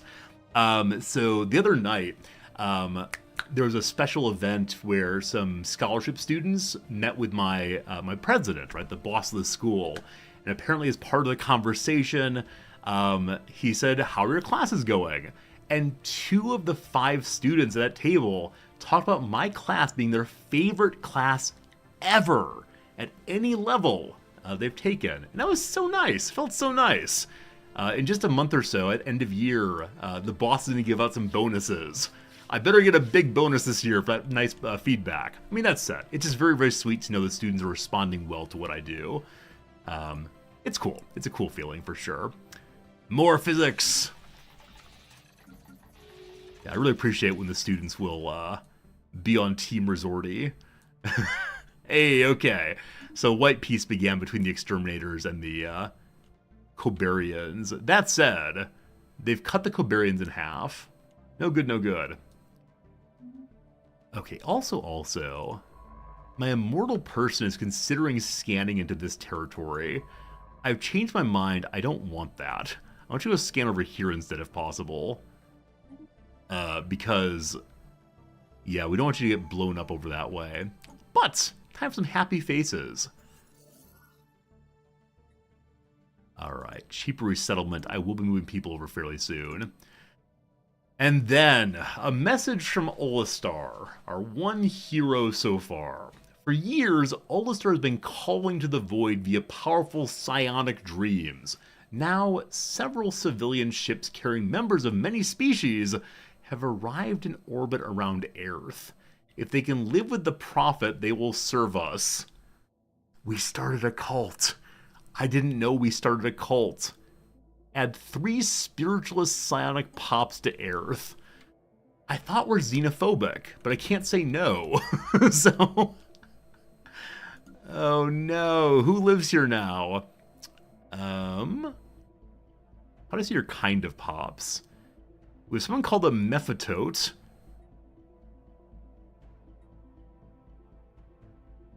Ah, so we got 83 folks hanging out.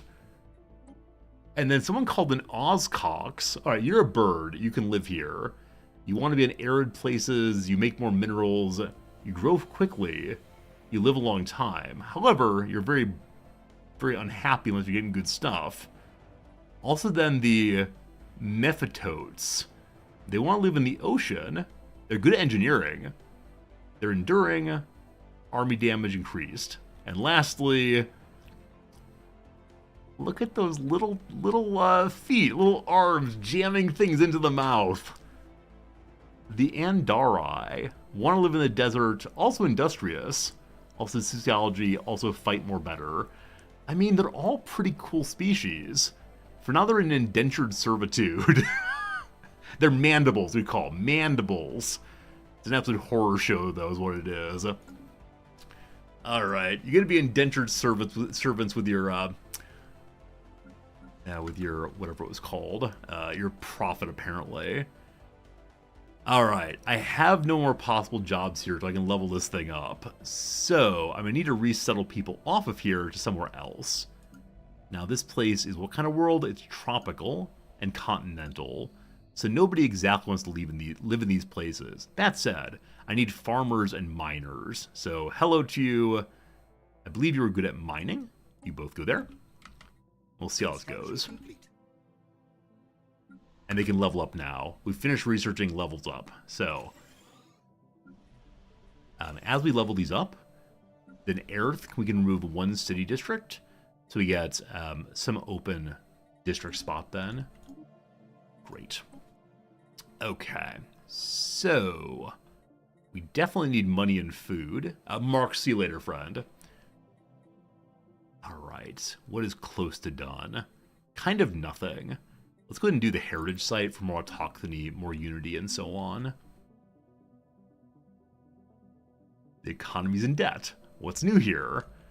Yeah, the economy's in debt. There's profit in the profit business? Not quite enough. I need the energy credits to improve. My poor economy. Always struggling. Alright, so let's get you ready to fight if need be.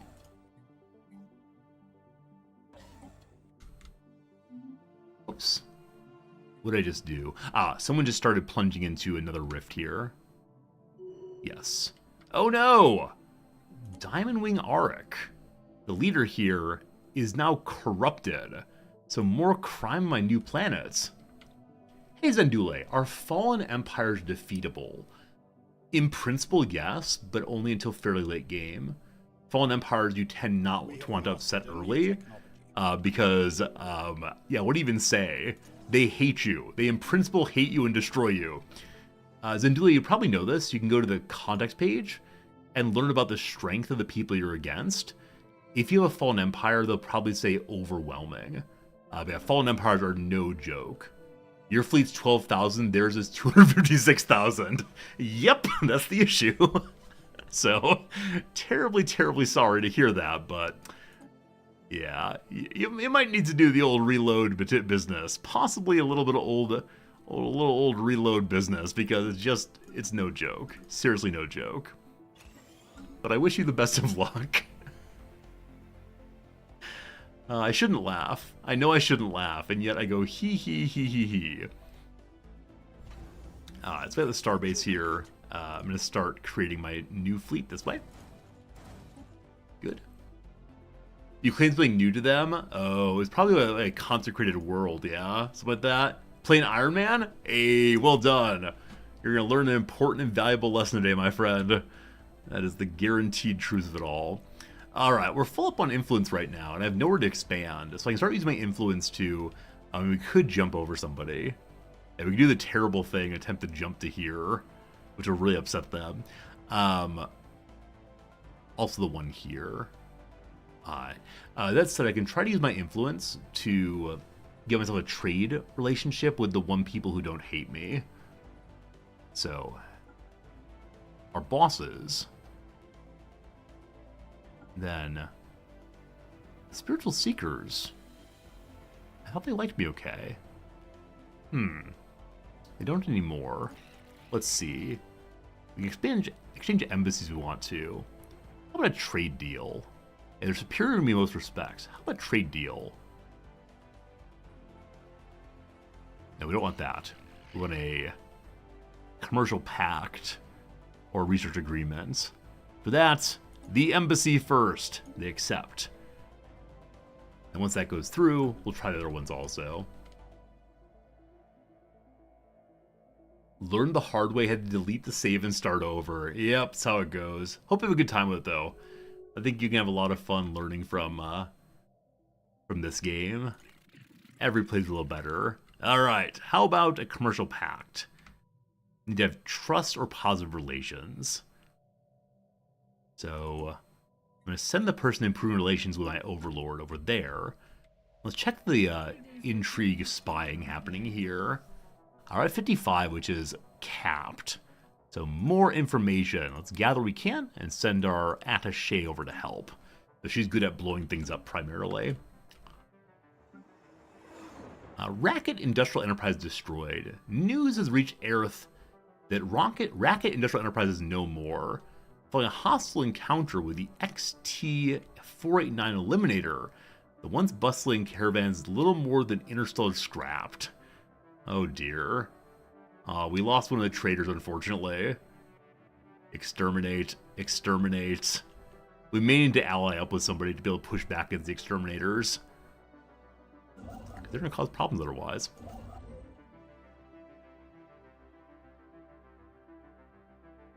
Alright, construction ship, grab the last bit here, and I think that's all the construction for right now.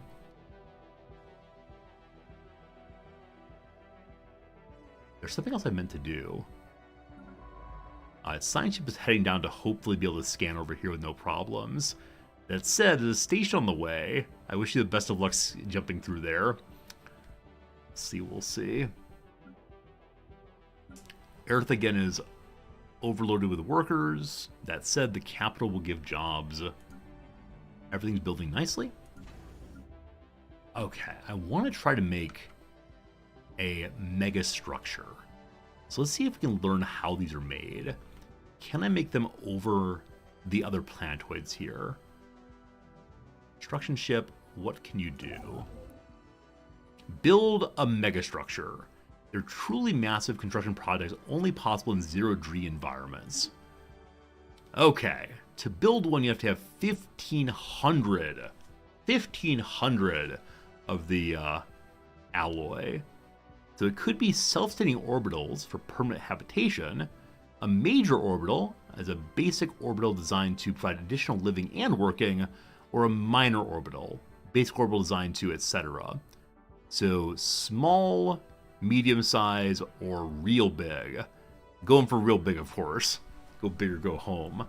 Then you get additional alloys, about 600 more. We can definitely afford that, I think. So sell some minerals. Good. We're very close. Very, very close. I'll move the construction ship over here to get it started. Now, no particular reason why I'm building out this way, other than I want my home district to be as strong as possible. Construction complete. All right, into the next rift. The tower. Hey, we landed on a tower. Cool. Soon after the arrival, we touched down on a stone pedestal that conforms perfectly, to the dimensions of the rift sphere. In fact, the location is so obviously suited to our needs, the idea of it being a coincidence has been rejected out of hand. In all directions, a vast and radiant sky stretches before us. Initial scans indicate we're sitting atop a massive tower, the bottom of which is blocked from view by a swirling layer of cloud. At the edge of the pedestal is a solitary creature, wearing a tattered, dusty robe. It's trying to greet us. We can observe it, or we can attempt to communicate. Let's observe first, and hope it doesn't immediately destroy us for our inability to have conversation. I know I said I was not going to build any megastructures today. This is going to be one of the last things we do. So let's start the megastructure, the big boy. Ooh,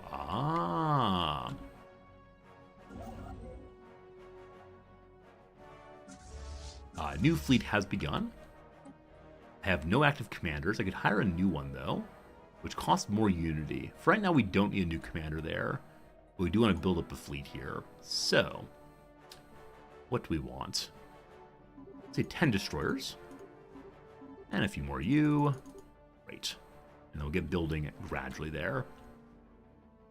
On the frontier, we'll want to upgrade again, but that costs a bunch more alloys. That said, alloys are coming in nicely now. So everything's coming in nicely now except for energy credits, which are burning kind of quickly. Oh no! Scientist Opalplume has died. Oh no! Oh no! That was my head of science, I believe. Wait, was that the heir? I believe our heir may have just died. So, yeah. The imperial succession is in crisis now. Well, that's no good. No one here is especially good for the council these days. So possibly we should get someone new. I need another commander anyway, so we'll grab a commander and see what's what. Unfortunately, the scientists are the ones that open trait, and no one has any special abilities for the council, so I'll grab a scientist instead. Level 4 one, I guess. Hello, friend. Planar theorist. Faster astral rift exploration. Also better research speed in particles. Or more mining everywhere. More mining everywhere. And then, able to get more mining again. And then, going to be faster research speed. What a huge improvement that. We should definitely give her a science ship eventually. Or maybe there's a planet with no governor after one just died. Nope, everyone has a governor. Good. The new building here, what did I want? Well, clearly police station. Also gas extraction eventually, but for now we need the police. Level up there. And then with our capital building built up, we'll then get rid of a city and build more power, because the power problem is a big problem. All right. The new heir is named Low Talon Goldbeak. Hello to you, Low Talon Goldbeak. So you get more experience on the council. Sorry, already gave someone else a job there. But champion of the people, more happiness. Someday I'll have a good leader out of that character. We just need to give them experience points sooner or later. What kind of person are you? The Low Talon. You're a scientist also. Too many scientists. Too many scientists. Alright, friends. Unfortunately, it is the case that it's basically noon my time. I do need to bounce because I have a psychiatrist appointment in about half an hour. So I got to head across town for that and then dash back across town to go teach. So thank you for hanging out today. Again, happy Thanksgiving. Pepper, you have a raid suggestion. Sure thing, Pepper. Who do we raid today? So I definitely forgot about raiding. So, Pepper, who do we raid? The Rimworld Hot Potato. You mean the thing I wasn't invited to? Yeah, Pepper. Who do we raid? Hippo? Okay. Friends, the Rimworld Hot Potato is a really cool event. Happens every year. That is for Medicine Sans Frontier. It's a game we like a whole bunch called Rimworld. So please do pop on over there. Give them a friendly conversation. And yeah, it'll be very nice. I promise. Bevo Wilson, thanks for the Prime sub as we leave here. Thank you. Aristotle, we're not done terraforming yet, but tomorrow I'll remember to turn that back off. Thank you. For now, friends, give a friendly hello, maybe make a contribution to MSF. If nothing else, enjoy the Rimworld. It'll be a good time. Bega, and thanks for joining us. See ya. Back tomorrow. Bye.